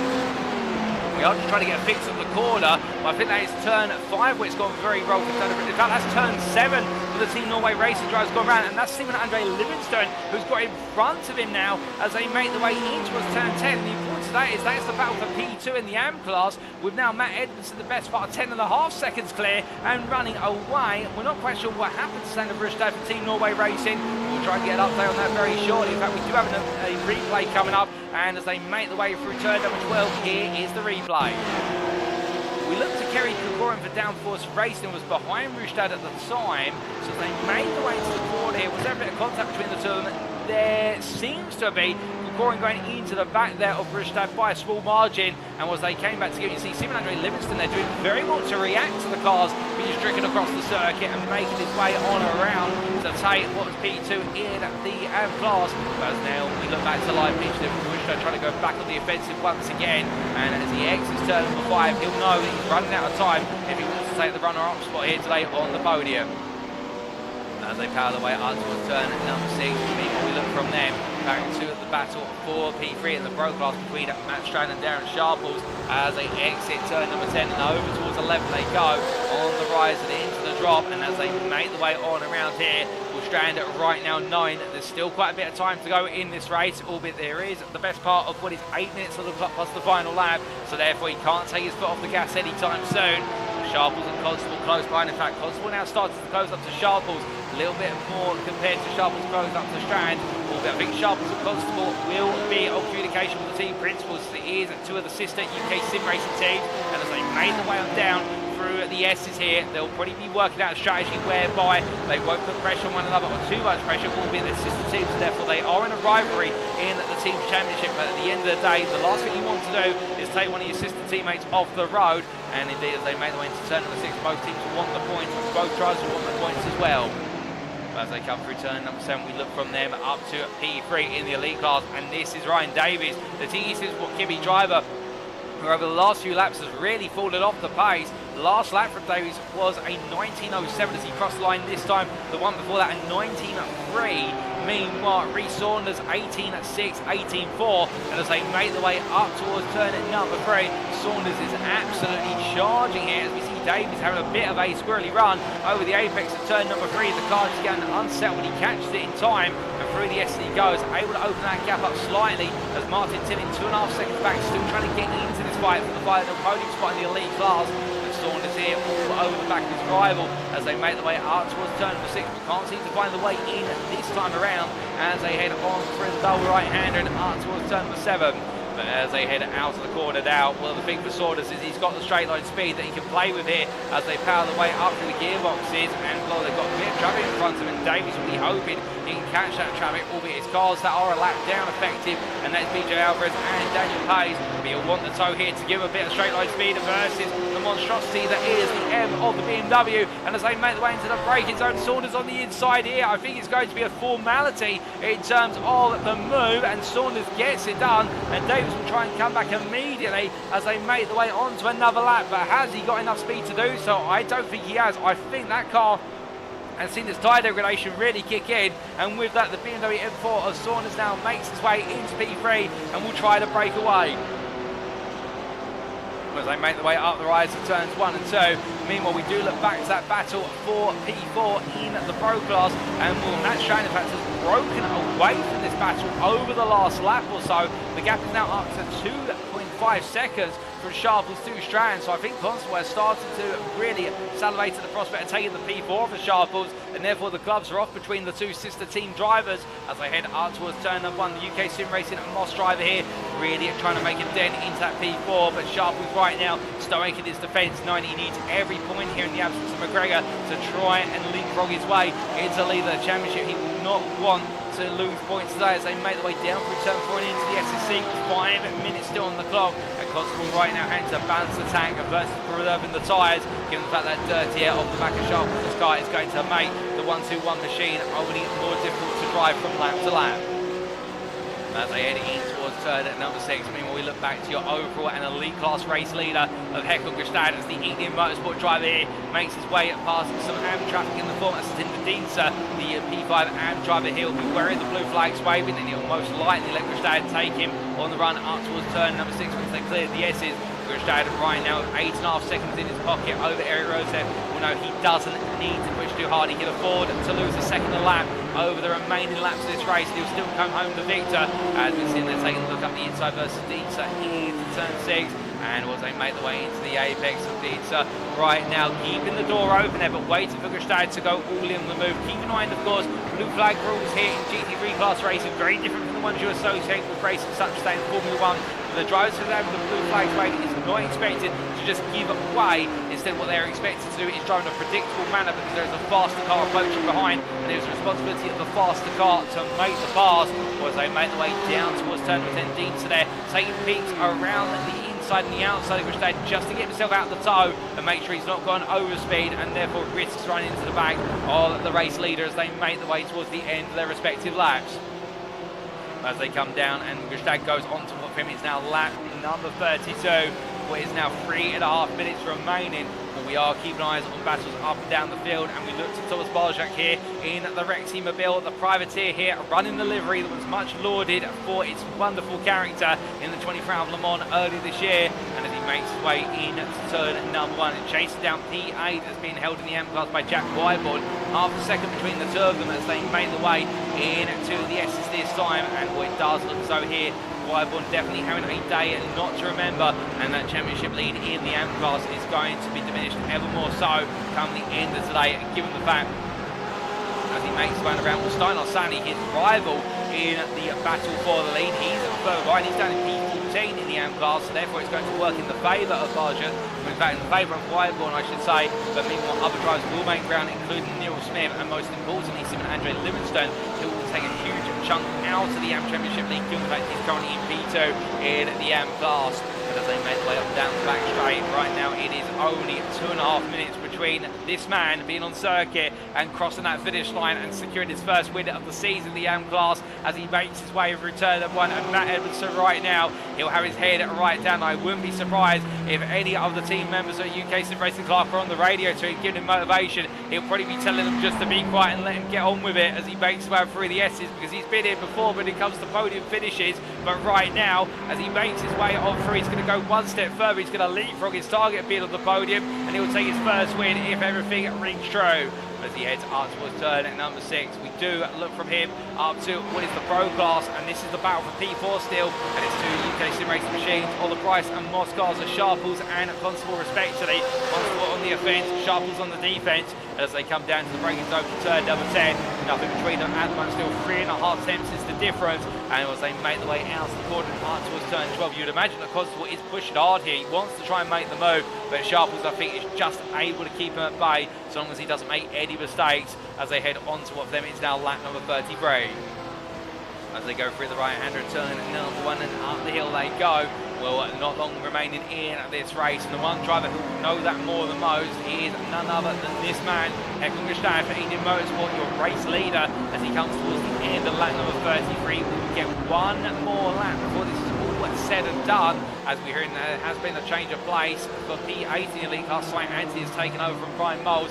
Ryan Moles having an off track, but the white flag is out, and next time around Erik Røseth will be seeing the checker flag. He doesn't need to do anything spectacular now, with a 9.3 second gap to Erik Røseth. He'll feel as though everything is on course for his first win of the season, but Røseth right now, I don't think he'll complain too much at a P2, and I think he will have reckoned that today if he couldn't take the win, a P2 is all his need in order to be able to hold on to that championship lead. In fact, he'll continue to grow it, given the fact that Rhys Saunders, his main rival, is in P3 behind him by 6.3 seconds.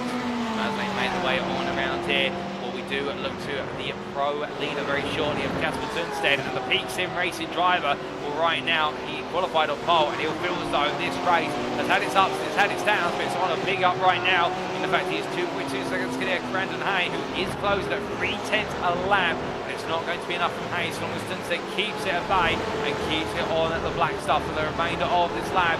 But as he rolls his way out to turn number 5, not pushing the car anymore, turning it down, making sure not to get it wrong. We see Sam Sherwood there having a brief moment with the wall, coming out to turn number 5. But we do look to your race leader, ladies and gentlemen, as he makes his way through turn number 10. We've been wondering when the first win of the season will come from Erik Røseth, but as he makes his way through turn number 12, the checker flag waves, and the defending champion takes his first elite win of the season. Erik Røseth wins here at Road Atlanta for Indian Motorsport, and by a considerable margin as well, as Erik Røseth comes on through to take P2 in the elite class, 9.5 seconds behind, and extends his class championship lead. It will then be Rhys Saunders who makes his way through to take P3 and round off the elite podium. As he cross-lined Ryan Davies and Martin Tilling, it will then be Ryan Walker P6, but meanwhile making his way on through the final quarter to take his first win of the season, the pro class. It's Casper Tunstead who's taken pole position, and with it the winning class today for Peak Sim Racing.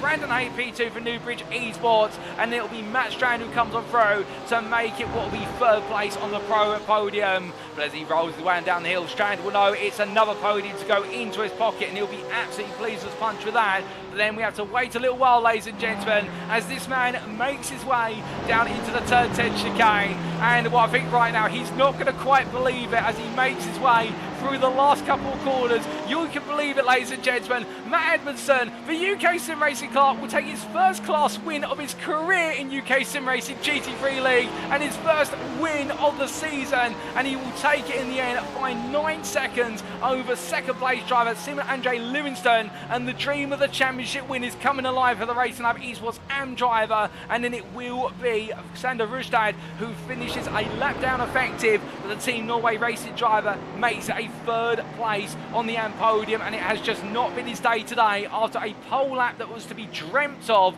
it's all been a nightmare as he makes his way down into the pit lane, denied the lead twice due to incidents that he would argue is not his fault, but still that's the way it's gone for Rustad. And well, as he brings it into the pits, meanwhile Matt Edmondson rolled his way on down 9 that the spoils have gone to the victor. But as Erik Røseth doing donuts at the start for this straight, well, I'm sure many of you who cheer on Erik Røseth will be absolutely pleased to see that name and that car on the top step once again. He's absolutely pleased with it, and I think right now he'll know that his title defence is well and truly on its way as he now makes his way around in circles here, and well, burning all that rubber off. I think the team won't be too happy about the engine, but as the rest of the field make their way into the pit lane, let's take you through those race results subject to Eddie Stewart's inquiries, as what a race it has been today, ladies and gentlemen, at Road Atlanta, and here they are. And in fact, as we bring the qualifying up results there for a brief moment, we apologise for that. Here are the race results, and Erik Røseth in the end taking the win overall for Indian Motorsport by 9.5 seconds over Erik Røseth, with the Racing Lab Esports AM driver missing out at the start of the race, just losing out versus Røseth. It just seems as though the pace was not going to be with Røseth in the long haul, despite the pole position lap. He'll get the bonus points for that, but indeed it was Røseth who was the one who had the pace in the race, and with it has also taken the fastest lap in the race. Rhys Saunders, P3 there, the team year 1 driver, in a bit of a back and forth battle to be on the podium, albeit the contact with Joe Newman, I think, will weigh on his mind, given the fact they were battling so close in the mid-portion of the race. But he rounds off the overall and the elite podium ahead of Ryan Davies, with the TE SimSport Kimi driver not quite able to hold on to a podium, but still he'll be proud to finish inside the top 5 in P4 ahead of teammate Martin Tillin. And it's a great day for TE SimSport to me to have 2 cars inside the overall top 5 and with the elite top 5 ahead of Ryan Walker. And the satellite racing driver find himself battling just as much with pro drivers as he did with elite drivers today, but another great result for the number 95 BMW. Casper Tunstead P7, and with that, a winner in the Pro Class today for Peak Sim Racing, putting his first win on the board, and I think he won't quite believe how it's worked out. Ahead of Newbridge Esports' Brandon Hay by 2 seconds, and well, Brandon Hay continues to go from strength to strength as those podiums continue to come on in, with Matt Strand round off the Pro podium there, P9 overall for Racing Lab Esports and 3. P10 overall completed your top 10, Darren Sharples for UK Sim Racing Prize, who did well to hold off UK Sim Racing Moss's Chris Constable to complete the top 5 of the Pro Class there, and Constable the best of the rest overall. And now focusing on the rest of the notable positions in the overall category, particularly podium finishes in the classes, we then look to P15 overall for a season best overall performance and his first win in the AM class this season for UK Sim Racing Clark's Matt Edwardson, and then P17 for Seaman Andre Livingston. And what a day for Racing Lab Esports AM's driver once again, in the fact he's picked up the pieces, taken the 2nd place, and those points will be absolutely pivotal as he continues to chase down the championship lead. Sander Rustad, P20 there, 3rd place in the AM class. A difficult day for the Team Norway Racing driver today, also to finish a lap down compared to the rest of the AM podium finishers. It never quite sits well when that does happen, I can tell you from experience, but I can tell you one thing, Sander Rustad will know that there are positives to take from today, and he will take those into the next round in a week's time. But then looking outside the top 20, we can see from P19 downwards, our drivers finishing a lap down as a minimum. Sam Shower being the first of them there. But as we continue our way on down the order, we focus on our retirees, and we see 2 laps down the end for Bevan Thompson at P31, and the same for Stuart Pearson, BJ Alvarez, and Marvin Cruz. And then our retirees of what was, I believe, in fact, Steinar Sunny not retiring, but finishing 7 laps down in the end for Racing Lab Esports AM2. But we did have the retirees of Thomas Asphaug, Joe Newman, John Doble, and then looking even further down the order, Aaron Beaver, Giles Phillips, Peter Cox, Richard Jones, and Nathan Scott. We had 43 starters, and finishing on circuit today, it was a grand total of 35 cars, with Thomas Asphaug and what was the... Well, in fact, it's just Thomas Asphaug who will also be classified as a race finisher, as he did complete over half the race distance, but classified as DNF or did not finish with Joe Newman, John Doble, Aaron Beaver, Giles Phillips, Peter Cox, Richard Jones, and Nathan Scott. We're now coming on to the individual classes, because this is where all the points are in terms of the class finishing positions. We start off with the elite class, and Heckel Gristad there for Ignium Motorsport, taking the win in the end by 9.5 seconds over Racing Lab Esports and Erik Røseth, with Team Year 1's Rhys Saunders finishing a further 6 seconds behind. Ryan Davies P4 for TE SimSport Kimi ahead of teammate Martin Tillin, and then it being 6 seconds almost to Ryan Walker in P6, and then a further 33 seconds to Cy Anthony, the Simon Esports driver, having a difficult start to the race and having to recover from there. He managed to beat fellow recovery Ryan Moles to P7, with Moles finishing P8 for Protect Motorsport ahead of Sam Sherwood, his teammate P9, who finished a lap down the ending class. And then we had the retirees Thomas Asphaug for Racing Lab Esports AM2, Joe Newman, Peter Cox, and Nathan Scott, with Newman, Cox, and Scott all be classifying as non-finishers. We then come on to the Pro class, and as we look to the 2nd class in our field, Casper Tunstead there, your winner for Peak Sim Racing by 2.1 seconds over Newbridge Esports is Brandon Hay, with a further, what was then 16.5 seconds to Matt Strand in P3. A very tumultuous race for the Pro class, it must be said, but still Tunstead and Hay managing to find the way clear of the danger and bringing home great results to each other respectively. Matt Strand will also be pleased with that 3rd place, but I think he'll be wondering what could have been in terms of a potential follow-up win from last time out Virginia International Raceway, with Darren Sharples P4 there for UK Sim Racing Price, doing well to hold off Chris Constable, and with that a good amount of points in his bank account to try and gain ground on Aaron McGregor, who is not here today. Constable P5 there, one of his season best performances for UK Sim Racing Moss, 10 seconds clear to Casper Brotner for Old Dudes in Cars, with Alexander Trevino McCallson and Kerry Kokorin completing all the pro drives who finished on the pro lead lap. Finishing a lap down and level there for UKSimRacing Price ahead of Daniel Pace, who completed the top 10 of the class for Old Dudes and Cars. And then best of the rest, Peter and Mark Johnson, and another difficult day for the UKSimRacing Clark driver today after that early incident coming out of turn 10 into turn 11, which upset all of his early momentum. Bevan Thompson finished 2 laps down, and then we can see our retirees in the class of Aaron Beaver, Giles Phillips and Richard Jones, who will all be classified as non-finishers. And a special mention to Richard Jones, who looked very strong in qualifying, but an early incident in the race after taking the lead of the class saw him end up retiring, the first of the pro retirees.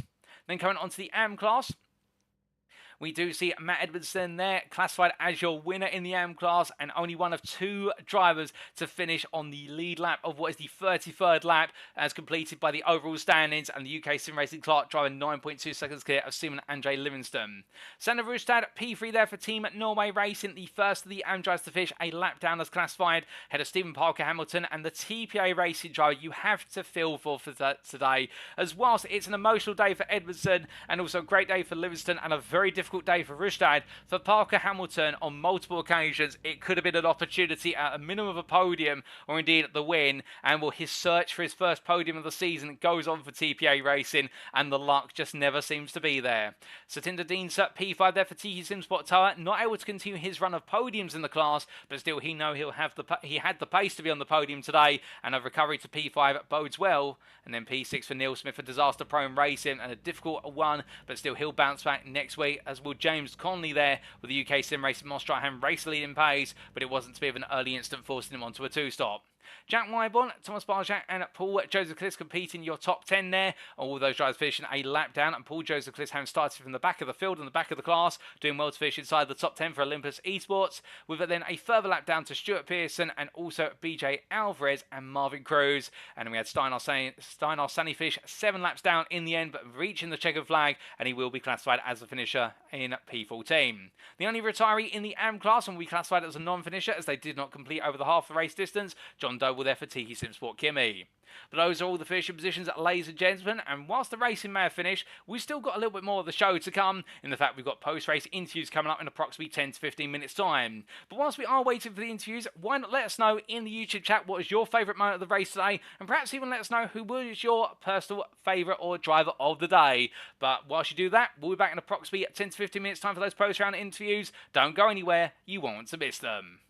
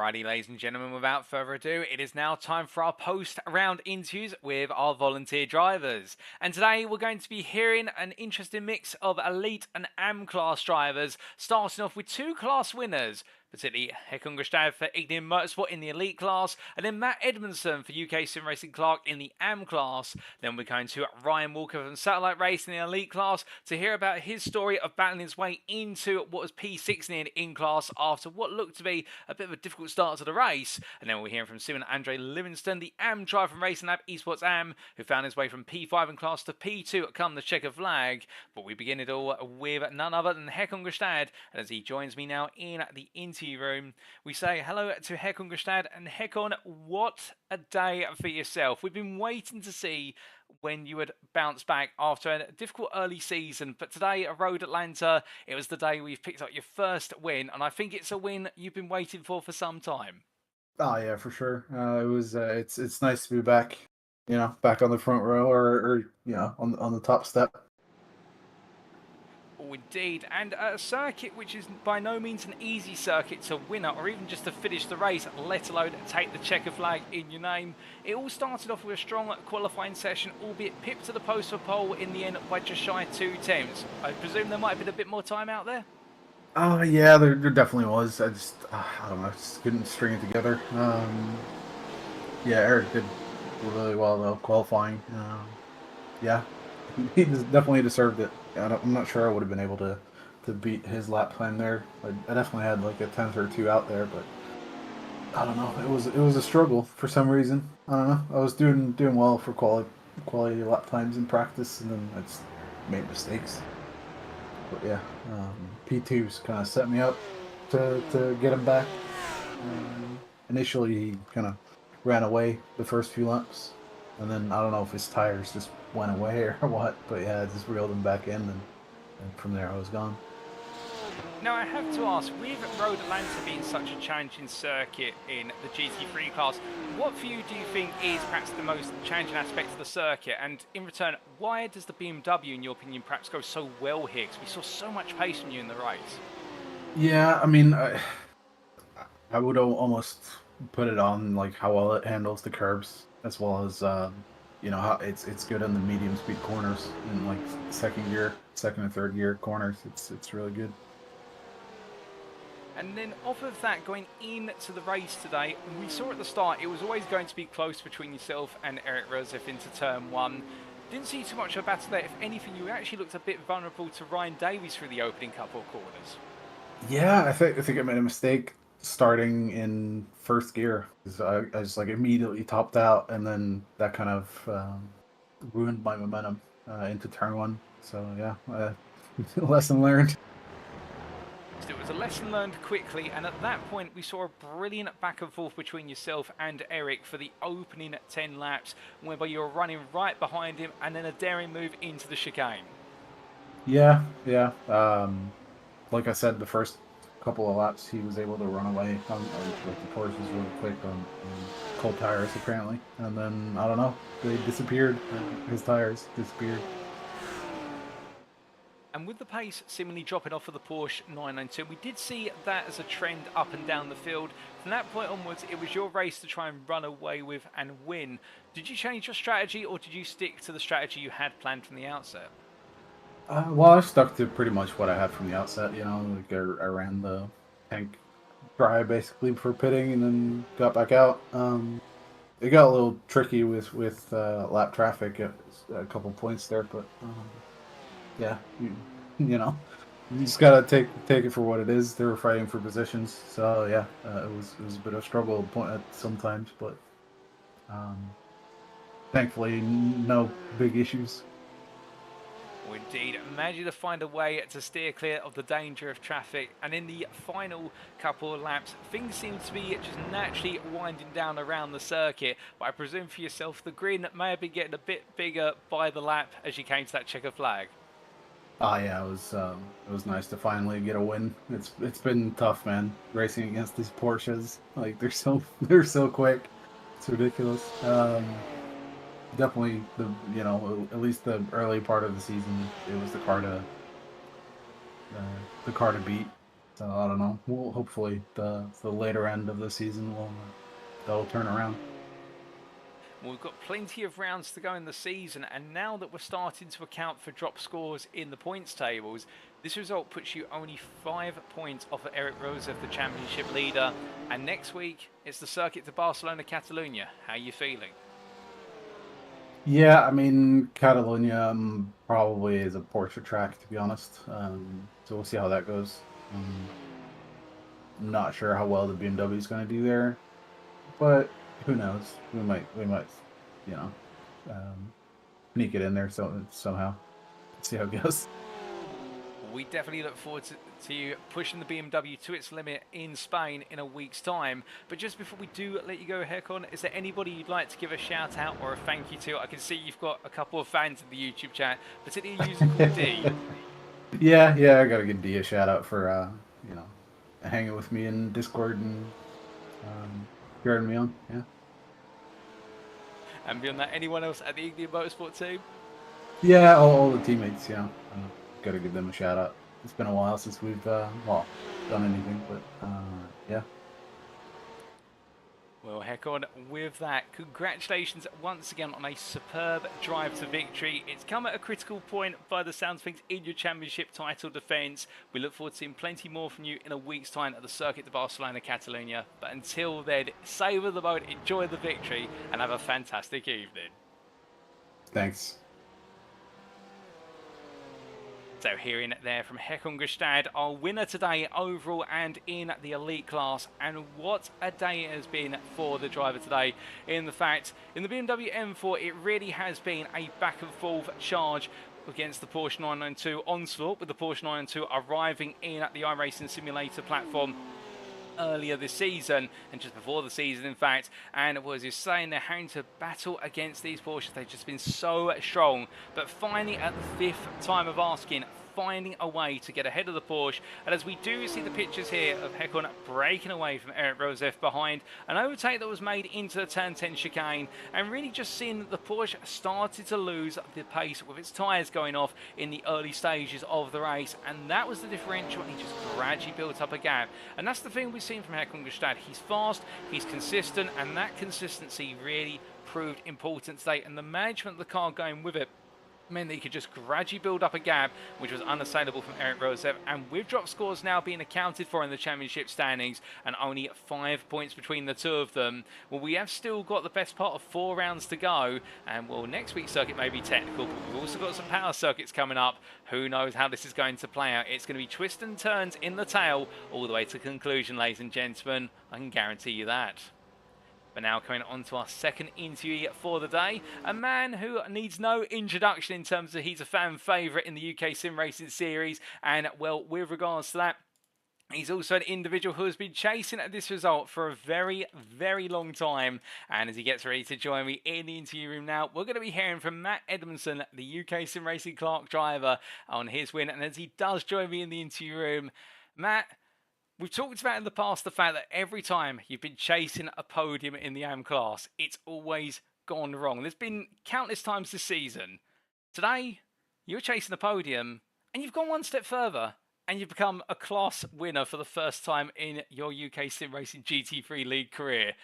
How do you feel? It doesn't feel right, to be honest. Like, the last time I was here to speak to you was after Belle Isle, where everything had gone completely wrong, and I genuinely had no idea until I quickly checked the broadcasters right at the end of the race as to where I actually was, and I was like, oh. So it feels really good. I think I certainly got a little bit of luck with what was going on around me, but just keeping out of the chaos certainly helped me get to where I am. Now we'll come on to the chaos and the fortune shortly, but let's start off a little bit with qualifying. Now in qualifying today we saw you take P7 in the class, P32 overall. It looked as though in the end it was Sander Rustad who really dominated qualifying in the AM class, but it was close behind in the chase for P2. How do you feel your qualifying session went? When I initially looked at the placings, I felt a little bit disappointed, but then I looked at the actual gaps between second and 10th and was sort of thinking, oh right, we're quite in the mix here. So I knew that like I hadn't really done a lot of, well, I hadn't done a lot of practice in general this week thanks to work, but I'd done basically no sort of quali practice, so I felt probably a bit more confident in the race and just thought, well, I'm further back, so as long as I stay out of any trouble sort of at the start, there's some places to make up here. And just for context to the viewers at home, in terms of the 2nd through to 10th gap of the M class in qualifying, from starting on Sunny's lap, it was a grand total of only 3/10 separating 9 drivers. So, Matt, finding yourself right in the middle of that, and then going into the race, looked as though it was a slow and steady start, and then some fortune came your way. Some fortune didn't go your way, as we've just seen some pictures of you losing your front bumper on the replay screens, but you seem to find a way all through it. Yeah, look, I had a bit of luck with a few of the competitors having incidents, and then the chicane incident, I sort of came into that a little bit. I hadn't quite sort of realised what was happening and didn't expect stuff to be breaking ahead, and probably should have, you know, had a bit more awareness for that. But I managed to just keep a hold of that and stay with Sander, who, I'm looking at it, had a bit of a unfortunate race, but I thought, well, I don't know where I am, I'll just keep going, see where we go, and then it was just trying to work out when the best time to pit was, really.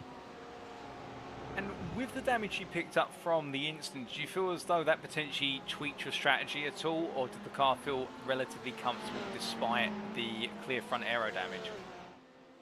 It felt surprisingly okay.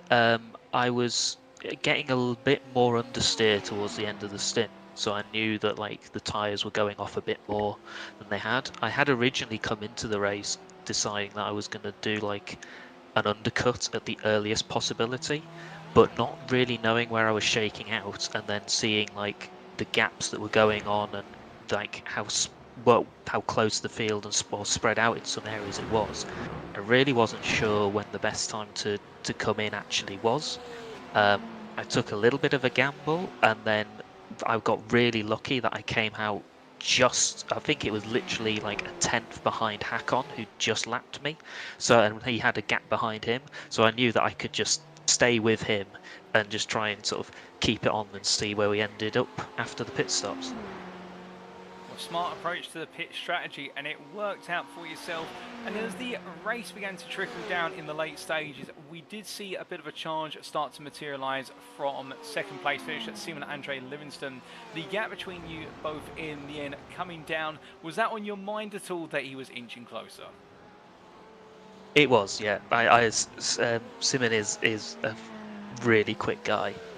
He's shown it in a lot of the races throughout the year. So when I saw on the relative that the next AM guy was him, I was thinking, right, just keep it on the track. Just keep it on the track, even if you're a couple of attempts slower each lap.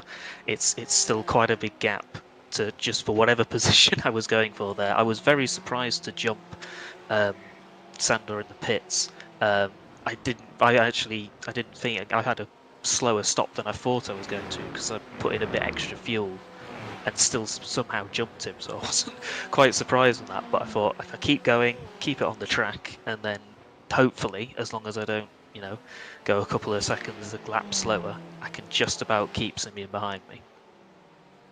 Well, it all worked out in the end, and managing the pace, like you say, in order to bring the car on home, has seen you take your first win today by 9.2 seconds over the field. And well, it's a key result at a key time, which moves you into P7 in the provisional standings. And now we head to Spain next weekend for the Circuit de Barcelona Catalunya. How are you feeling for it? Catalunya is one of those strange tracks where it's got everything. So I don't know realistically. I mean, the Porsches have just been so quick, but it's very much in the AMs a lot of the time, is, as I've learned to my cost, it's all about surviving and just keeping going. So we'll see how it goes. I genuinely don't know what's going to happen. I'm hoping I can at least try and keep up with the rest of the field, because it's going to be quite tough next week, I think. Well, we look forward to seeing how you rise to the challenge of the Spanish circuit. But just before we do let you go, Matt, is there anybody you'd like to give a shout out or a thank you to live on the broadcast this evening? I'd like to give a good shout out as always to the all of the UKSimRacing admin team who put on the events, all the stewards who give up their time to review any protests that are going on. I'd like to give a thank you to Peter Cox and all the other guys in the UKS or GT3 teams. Peter mainly for inviting me in the first place to be part of this, and the rest of the guys for giving me good tips and everything. And of course, as always, yourself for the amazing broadcast as you do week in, week out for us. Well, Matt, it's been an absolute pleasure to have you join me in the interview room. And, well, with that, congratulations on your first win in the AM class this season.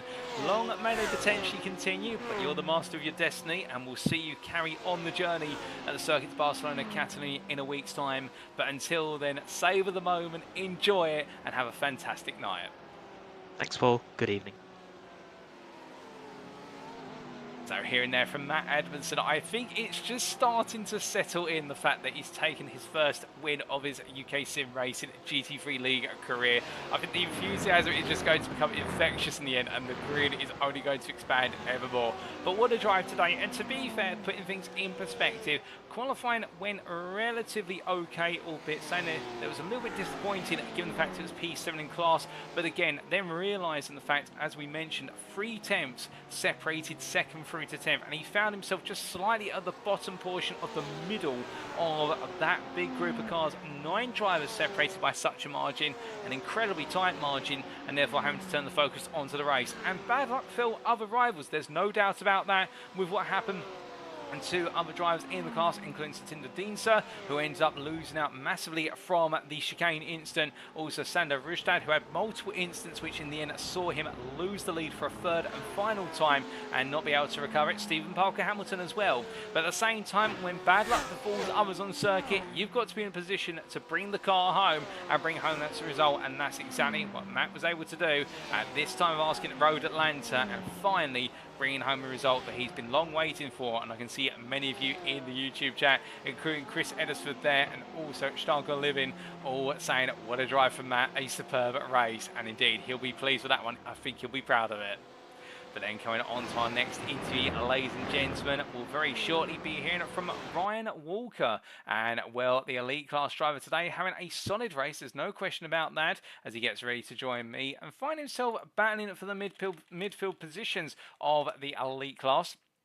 Albeit at certain points, I think, being just behind some key contention moments. As he joins me now in the interview room, good evening to you, Ryan, and a P6 today at Road Atlanta. A solid result and another solid drive from yourself in the BMW M4. Yeah, it's, that race went much better than I expected. It was, yeah, I wasn't really expecting to do well because I was struggling in practice during the week, but just went into the race with the mindset of just whatever happens, and just aim to finish. And yeah, P6 at the end of the race, I'm really happy with that. And I think that's my best result of the season so far overall and in class, I believe. It was, I just double checked the data here. I can verify, I believe it in fact matches your result from VIR in terms of the clock. In fact, no, VIR you position slightly higher in class, but it is your best over result of the season, but still a very strong result all the same. And before we come on to the race itself, in qualifying, looked as though out there it was always going to be a bit of a change. Road Atlanta is not one of the easiest circuits out there, but qualifying in the MP9 in class, was there a bit more time out there perhaps, or was that where you expected to be, all things considered? I think that's where I expected to be honest. Road Atlanta, as much as I, as much as I love the track, it's never been my strongest when it comes to pace, so to qualify P9 in class and P10 overall, I was really happy with that, and I think there was a bit more on the table, but I just decided to put in a couple of banker laps and just see where I ended up. So yeah, it was a decent lap to put me in the top 10 overall, and yeah, I was real happy with that. in, taking P10 on the overall grid. We saw the race get underway in a relatively straightforward fashion, albeit a lot too wide into the first couple of corners, and I think you found yourself in a bit of a too wide trying to negotiate the pro pole sitter at Casper Tunstead. Yeah, I think I just when the race got underway, I just decided to be sensible and not do anything too silly. And if people got a run in me, or if I lost some positions at the start, then they just try and stick with the cars in front of me. And my plan when I ended up losing a couple of positions and I was stuck in a pack, I just decided to do some fuel saving when I was stuck behind. I think it was Brandon Hay, or well, it was another BMW driver anyway, and yeah, thanks to the fuel saving, I managed to jump Brandon, and I think it was Sam, I believe, Sam Musselwood, or I can't remember his name, so I apologise in advance. But yeah, the fuel saving seemed to work, and it gained me a couple of positions after the pit stop. Oh, indeed, and as we look at the pictures now of you fuel saving behind Brandon Hay and Sam Sherwood being tucked in behind you, so we did see the Porsche Sam Sherwood really keeping you under pressure for a good portion of the first stint of the race. I have to ask, in terms of the BMW M4, it seems to have been a car that's gone very strongly here at Road Atlanta. You found success with it today, not just on the fuel saving front, but also straight line speed seems to be important. Yeah, the BMW, from my experience, seems to have really good straight line speed, and yeah, what helps with overtaking. But on the other hand, as well, the Porsche, that might not be the quickest in a straight line, but is really good in the corners. So when Sam was behind me, I would get away on the straights, and he would catch back up to me in the corners. So there was a bit of swings and roundabouts, if you like, going on, and I just decided when Sam got by me just to stay in his draft and just continue fuel saving. And yeah, I think it paid off in the end. And Sam was closing up to me in the closing stages, and I just decided if he caught up to me, not to make a big deal of it, because I was in a good position overall, and there was no point throwing that away in a battle. Well, it makes sense. And just on the strategy side, given we did see quite a high rate of attrition here, mistakes being made by drivers, also a few incidents, did that influence at all your choice of pit stop time in terms of when you opted to come in and the strategy you used? Yeah, that's a good question. I had the two strategies in mind. If I was being held up by a bunch of cars in front of me, I was planning to maybe pit maybe a lap or two earlier than the cars in front of me, just to try and get an undercut. But thankfully, Brandon, they pitted first, and then I think I was being held up slightly by Sam, so I just decided to pit before him, 1 lap before him, and just take fuel and no tyres. And I managed to get a jump on him and Brandon. I think I managed to get about a 2 or 3 second gap to them. So yeah, I think that decision to go 1 lap longer than Brandon and then pit 1 lap earlier than Sam, that paid off in the end. Oh, most definitely. And come at the closing stages of the race, looking to run out and close out a P6 in class, one of your best results of the season. The car looked to be in a good state, but at the same time, a top 5 today, just a little bit too far away. Yeah, I was checking the gap to, I can't remember who was in front of me overall, but I think the gap in front of me was about 5 or 6 seconds, and I knew I couldn't close that down, so I just thought, just play it sensible and just get to the finish. And yeah, there was no point trying to push and just throwing that away. That makes sense, and a very good approach taken. As you continue to build the results up, we're seeing those results getting stronger and stronger. You've moved up to P8 in the Elite Championship as of this round, and in a week's time we make our way back to Spain for the circuit to Barcelona Catalunya. A circuit you feel as though you could go strong at, or perhaps one where it's going to be a bit of a stubborn resistance?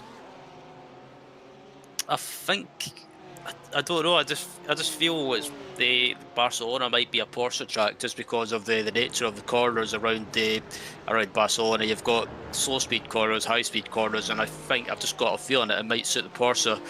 But with the long home straight and the long back straight heading up to the the hairpin. I think the BMW might be the car to have as well, but yeah, just see what happens at Barcelona.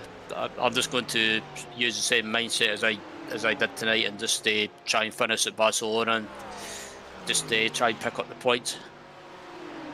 We do look forward to seeing you out on the circuit in a week's time to see if you can carry those results forward and, like you say, pick up further points. But just before we do let you go, Ryan, is there anybody you'd like to give a shout out or a thank you to live on the broadcast tonight? First off, to yourself, Paul, for putting on the wonderful broadcast as always. Looking forward to watching it back either later tonight or tomorrow since I'm off work. So the team at Satellite Racing, our sponsors, Maradness, LS Engineering, Nemesis Lab, and I can't remember the rest of the sponsors, which is pretty bad of me. And also, or lastly, to the UKSR community and the admins for putting on the GT3 League and the league in general, as always. Well, Ryan, it's been an absolute pleasure to have you join me in the interview this evening. Congratulations once again on your 6th place finish in Class A and P6 overall. We look forward to seeing you out of the circuit in Spain a week from now, but until then, have a fantastic evening and we'll see you again soon. Cheers, Paul. So hearing there from Ryan Walker in the elite class, with the Satellite Racing driver today having his best overall finish of the season, and I believe just falling slightly short of his top 5 finish at VIR last time in the elite class, but somebody's welcome to correct me if I am wrong on that. But still, a P6 today, some huge points on the board, and again we are seeing Ryan Walker growing from round to round, and particularly the last couple of rounds, that pace is coming through, and that consistency and that very methodical approach he takes to the racing, such as they in the battle with Sam Sherwood, and we've seen it in the background whilst we were conversing with Ryan, and the fact Sherwood was getting closer and closer, despite the fact Ryan was able to use the tyre brand A to keep himself safe and do some fuel saving. But when Sherwood did get ahead, it didn't mean that Ryan was out of the hunt for P6. He just used that to his advantage, saw that Sherwood couldn't find a way past A, and therefore tucked in behind both of them and fuel saved to his heart's content, and that enabled him to jump ahead of the pair of them and move his way up into P6 overall, a place he would take in his hands and firmly not let go of until the checkered flag. And well, that is a smart performance and one that could go a long way in his future championship campaign. But now coming to our final interview of today, ladies and gentlemen, we're very shortly hearing from the number 3 driver of Simon Andre Livingston in the AM class for Racing Ab Esports AM, and as he gets ready to join me, another great performance from a driver who continues to rise up the ranks. And well, we're going to be hearing his perspective on what definitely has been a round to remember, albeit not one to mimic his win from last time out at VIR, but coming very close. And 9, there's still plenty more points out there. But as he does now proceed to join me in the interview room, we do say hello to Simon Andre. Good evening to you, Simon Andre, and well, what a day today. Not quite able to double up on the win from VIR a couple of weeks ago, but still a 2nd place in the AM class, and I think a result hard fought for. Yes, Paul. Hi. This was, I don't know, I've been struggling so much with this track in every practice session, and on my quali lap I forgot to put in enough fuel to take all of the quali laps that we're able to do. So I was like 8/10 down on my best laps. I probably would have gotten pole, but I was lacking like 0.5 liters to get it over the finish line, so that was not so good. And the race was, yeah, it was tough. Fought my way back. I was quite surprised that I ended up P2 in the end, so happy about that, I will say. Well, goodness me, on the qualifying front, I could appreciate the degree of frustration with not taking the right amount of fuel and missing out on your chance to go for pole. But still, given how close the class was, as we were talking to Matt Edmondson earlier, 3 tenths separated 2nd through to 10th. The fact that you qualified P5 despite all of that must have given you some comfort going into the race. Yeah, both and both not. I felt kind of like I was in the middle of it, and on lap 1, first corner, Steinar spun out in front of me, so I had to take to the grass. I think I dropped down to maybe, I don't know, P9 or something on the first lap in the class. So I just had to fight my way back, and luck was on my side. But yeah, the quali was tight, really tight, and it's nice to see. I even see on the standings that even the total standing is quite tight as well. So it's a great season for the AM class this year, I think. Oh, 100%. I agree with you that. I agree with you on that, and we'll come more onto the standings and where you sit in them very shortly. But going into the race, of course, battling into turn 1 and your teammate Steiner Sani going around, and it seems as though you're taking centre stage now in the AM class for Racing Lab Esports AM. And in battling your way through, we've seen it's possible to overtake here at the Road Atlanta circuit, but where do you feel was your prime place to make overtakes or gain time? I think I had like only 3 overtakes or something the whole race. The rest was the people taking each other out, but I quite felt comfortable diving into the chicane before the hill in the end of the lap after the long straight. Otherwise, I didn't feel there was like any places where I felt comfortable going for it in the race. So I just tried to stay behind the guys and just keep calm and just wait for something to happen, and things happened. So, and then like coming out of the pits and just going for it, Sander had an incident, and then I looked up on the relatives that Matt was in the lead, so I just said like, wow, Matt is in the lead, he's finally going to do it, so quite happy for him. And he was fast today because I got the delta a little bit down, but in the end I just couldn't take him. I couldn't. So he had great race pace, so I have to give a shout out to him. Oh, indeed. And whilst the gap did come down, like you say, it also stabilised towards the end of the race. And just on the strategy front, we know that the Ferrari can be quite aggressive on its tyres, particularly those rear tyres. How do they feel out there? Because we heard a lot about the Porsche losing pace as the race went on. What about the Ferrari? I felt it came better after the pits, but I changed my left tires because they were boiling after the first stint. I was having a hard time to just keep the pace of the guys in front. But after the pits, I don't know if the track temperature dropped or whatever, but I felt like I could keep it more in the safe zone and still maintain a good pace.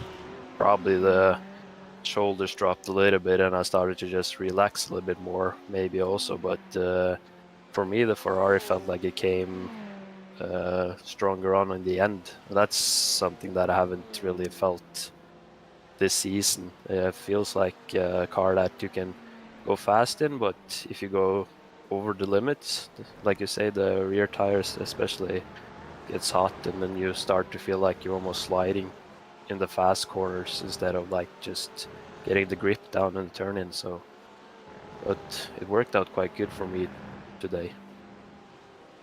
Oh, indeed, and with this result, a second place finish to add to your win from last time out, it means now you move to second place in the AM Championship and find yourself only a point off of Jack Wyborn, the championship leader. How does that make you feel, knowing that for the best part of this season you've been chasing the championship and now it's getting closer? It feels great, but also it's a little bit frustrating looking back to the round in Aragon when I had like what felt like the race win in the pocket and then the internet disconnected. So, but what can I do about it? It's done and it's over. So that's what I've been doing now, just trying to take every race as a single race. I'm not really thinking too much about the championship, but of course when you get to the position I'm in now, it's hard to not get the thoughts in your head that it might be a chance to win it. So I've been thinking a little bit about it, especially before this race, and I saw like Jack was behind me I think almost the whole race, so I knew I was taking points from him, so I didn't really over push it or anything to make this race a special race in that way, if you know what I mean. So yeah, it's going to be fun. Have to see what the end result will be, but I would just continue to just try to get good results, and I will be happy wherever I end up in the championship. But P1 will be the best, so going for it. Oh, indeed. And speaking of targeting good results, next week we head to the Circuit de Barcelona, Catalonia. How are you feeling for the Spanish circuit? Oh, I have done one race at it, and I think I like crashed 3 times in that race. It's a track that I haven't gotten too much practice on, but I will put in the hours this week, and hopefully I'll find pace and consistent pace on it. So if I make that happening and I get comfortable with it, I think it could be a good result. But as far as past memories, it's a track that I don't really like. So it will be fun to see if I can crack some codes on it and make it more suitable for my driving style. Well, we have our fingers crossed for you that the practice does enable you to find a way to enjoy the circuit and make it work to your driving style. But just before we do let you go, is there anybody you'd like to give a shout out or thank you to live on the broadcast this evening? Yeah, Paul, I will first of all thank you again for another great broadcast, and I'm looking forward to watching it back.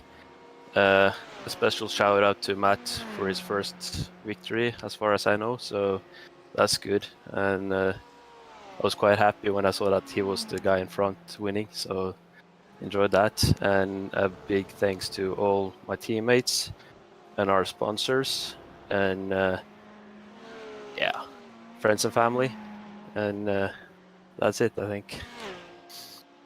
Well, Stephen Andre, it's been a pleasure to have you join me in the interview this evening. Congratulations on the charge to second place, given how it all played out in qualifying and the fortunes and misfortunes of the race. But still, that's the way it does go, and we look forward to seeing you out of the circuit a week's time in Spain. But until then, have a fantastic evening, and we'll see you again soon. You too, Paul. Thank you.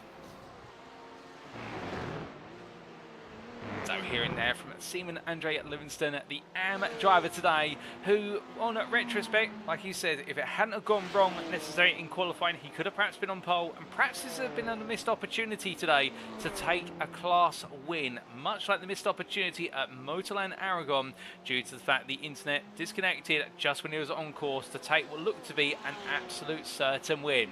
That's the way it can sometimes go in motorsport, whether it be on the simulator or the real world, in the fact that Lady Luck decides to intervene at the worst possible time. But the key point being here for Stephen Andre Livingston, he's not giving up, he's keeping his head down, and what a way to turn around a P5 in qualifying in class into a second place. Yes, there were some incidents on circuit and rivals did end up taking one off the road, but you also had to keep it cool, manage the car, and finding the car after the pit stop really came alive and enabled him to enact that pace that solidified that P2. Goes to show that he's thinking forward, and well, if he's able to crack the code in order to get the challenge of Barcelona Catalonia under his belt, you never know, we could be seeing him on the podium once again a week from now, or perhaps we could see him notch his second win of the season.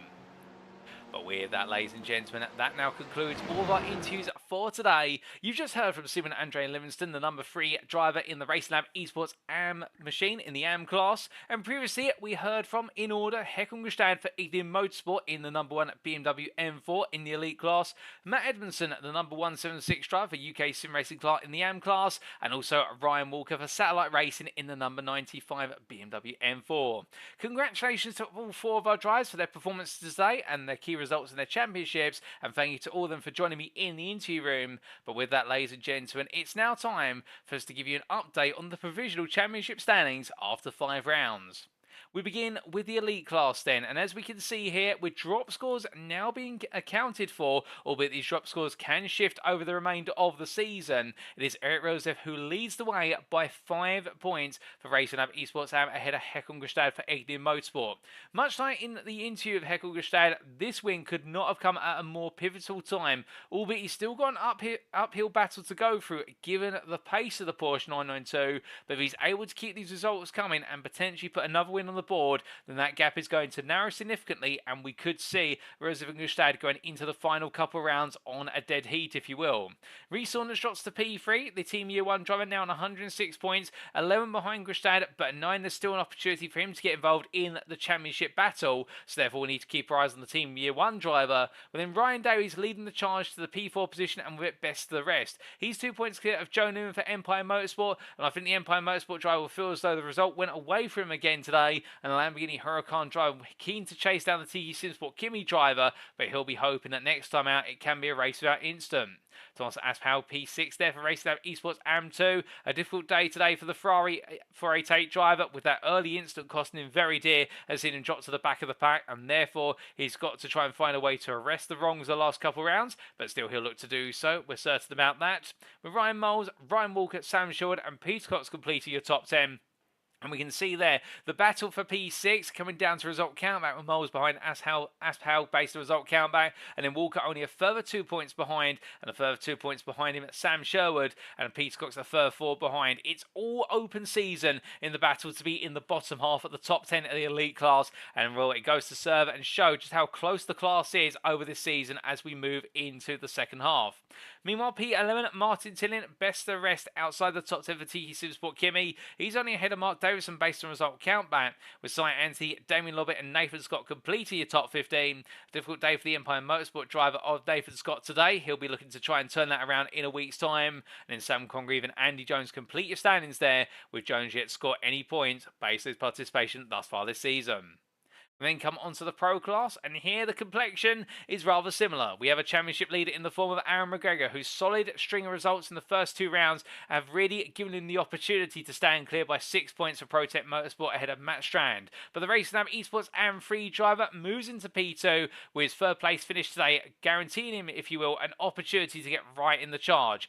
However, what we could also see there is there are 3 drivers all at 108 points. Strand is the leader, but Casper Tunstead and Darren Sharples also on 108 points. And how the win for Casper Tunstead today for Peak Sim Racing has given him a huge boost to his championship campaign. And Darren Sharples as well. Again, it's not the result he needed today, but he's got some key points on the board. And the UK Sim Racing Price driver finds himself at the bottom of a trio that are all nipping at the heels of Aaron McGregor. But the question is, when Aaron McGregor returns, presuming he returns in a week's time at the Barcelona Catalunya, can he find a way to keep the trio at bay, or will he find himself being brought into a 4-way fight for the championship crown? Meanwhile, in P5, Daniel Pays for Old Dudes in Cars, a difficult day today, and with 94 points, drops the score from today, and really now is trying to hold on to P5 versus Brandon Hay, with the Newbridge Esports driver continuing to crusade his way up the order, and it looks as though he's on course to potentially jump into P5 next time if trends continue, but Pays will look to buck that trend, there's no question about it. Casper Brotner, the other Old Dudes in Cars driver, in P7 at the moment, the secondary driver out of the tournament in the order, but picking up a key result today that's moved into P7. 2 points to give Alexander Trujillo McCalson, with the Racing Lab Esports AM driver ahead of Chris Constable and Bevan Thompson, who complete the top 10. Bevan Thompson only behind Constable based on result countback, and it's a further 2 points to Chris Kirkland, who completes the run to best of P11 there for Downforce Racing, with another 2 points behind him. And it's Giles Phillips, Mark Johnson and Kerry Kokorin who complete your top 15 in the pro class. And a mention to Phillips GP's Giles Phillips there in P13, who looked to be on course today to potentially be on for a podium, if not the potential race win, but a nasty race incident cost him very dear, being in the wrong time, and in fact being in the wrong place at the wrong time, and therefore for the Phillips GP driver, that major result, that first win of the season after 2 podiums back-to-back, continues to wait.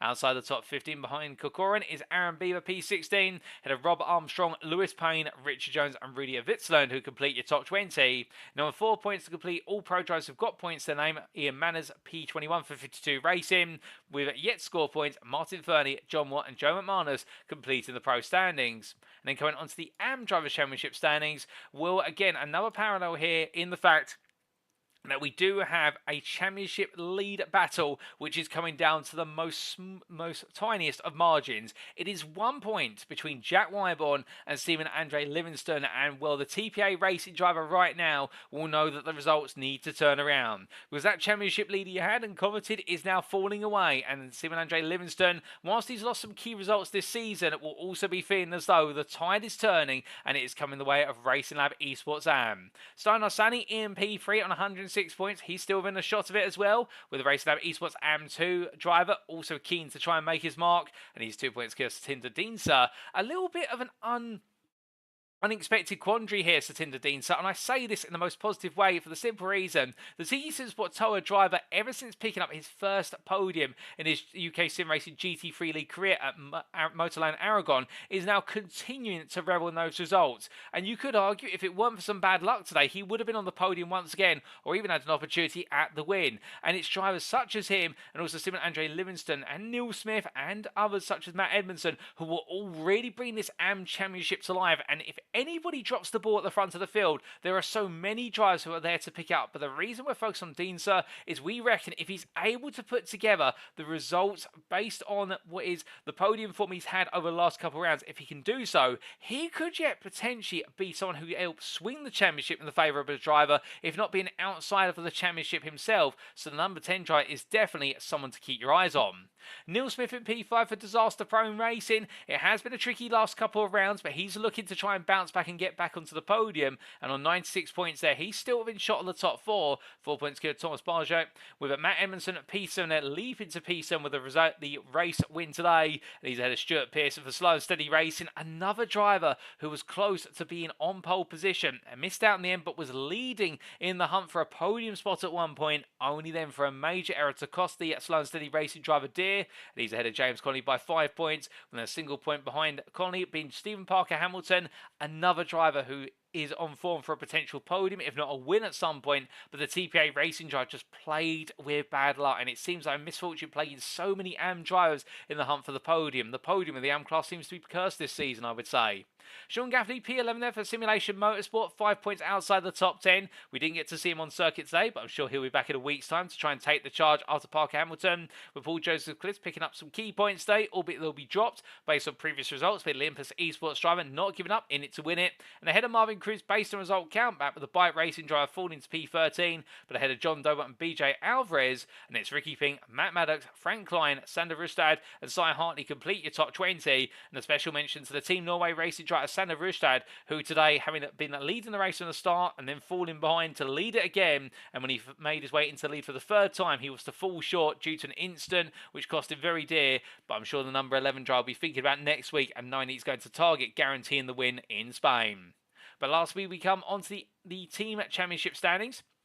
And here we can see at the top of the standings, it's looking close still, with the fact that drop scores accounted for. We now do have Racing Lab Esports AM on 236 points. They are 22 points clear of Protect Motorsport, but the fight is on between the two teams. It's then a reasonable gap to Racing Lab Esports AM2, albeit you could argue they may be looking to jump into P2 versus Protect Motorsport as time goes on to support their sister team and then take the rivalry to them. But they'll need to be wary of the fact they have TPA Racing and Tiki Supersport Kimmy both only 2 points behind, and both very eager to jump into that third place position themselves.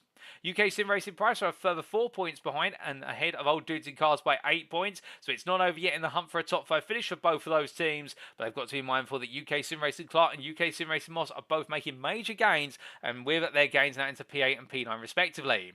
Simnet Esports complete the top 10 138 points, falling a bit behind the rest of the top 10, albeit they've got to be wary of the 11-point gap they have over TQ Supersport Tower, who are best the rest in P11. And there's Empire Motorsport, Ignium Motorsport, Slow and Steady Racing and Racing Lab Esports and 3 who complete your top 15. But again, notice there, P14 through to P16. Slow and Steady Racing ahead of a trio of teams only separated based on result count back, and it is Slow and Steady Racing who are ahead of Racing Lab Esports and 3, with Peak Sim Racing not being in the top 15 but eager to break the way in as of next week. Team Yuana P17 ahead of Downforce Racing, only 2 points behind the top 15 and 3 points clear of Downforce Racing. Then Disaster Prone Racing falling to P19, the lowest place in the season so far, but they'll try and charge back as of next week. And Satellite Racing continue to grow in P20 at 80 points, and well, at the helm of Ryan Walker, definitely enjoying those results coming on in, and they'll be looking for even more points next week. Simulation Motorsport in P21. Not getting any points today, and neither for Phillips GP. And Phillips GP really losing out after what could have been a considerable points haul today if things had gone their way. And Olympus Esports, Bike Racing, and Team Sim Racing Chicago complete your top 25. With Aspire Racing Team at P26, we didn't see them on circuit today. ProTech Academy, we didn't see them either on circuit, nor 9 She's at Autosport in P28. And then Team Norway Racing get some key points to the board into P29, ahead of 52 Racing there, who complete your team's championship standings. But with that, ladies and gentlemen, it is now time for us to wrap up.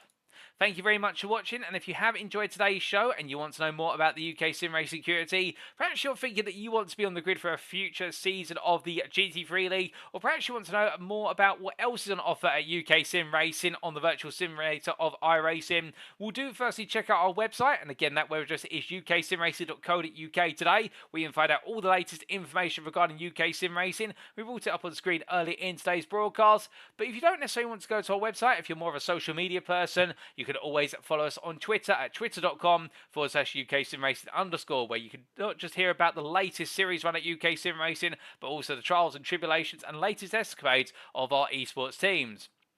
We'd also like to take a moment to give a big thank you to our affiliates. They do include Swilliamida Sim Racing Coaching, and Swilliamida, the creator of the Motor Racing Checklist, his sim racing coaching can help take your sim racing drive to the next level. Whether you're looking to gain a 10th, improve your approach to the racing line, or develop your consistency, Swilliamida has a coaching course to meet your needs. Plus, with Swilliamida multi-time champion of official iRacing series, including the 2021 PSCC, you know you're receiving coaching for the very best in the industry. We then have Race Anywhere, the provider of curated sim racing equipment, aiming to only stock products that represent excellent value for the sim racing community. Demon Tweaks, the provider of the most complete and innovative motorsport product range available worldwide, so no matter what your level or discipline, Demon Tweaks can help drive you to realise your motorsport ambitions. SimLab, the leading manufacturer of high-quality sim racing-related hardware. As a proud partner of Mercedes AMG Petronas Esports, SimLab aims to enhance virtual racing experiences with uncompromising solutions that push the boundaries of esports and make SimLab the go-to brand for quality sim racing rigs.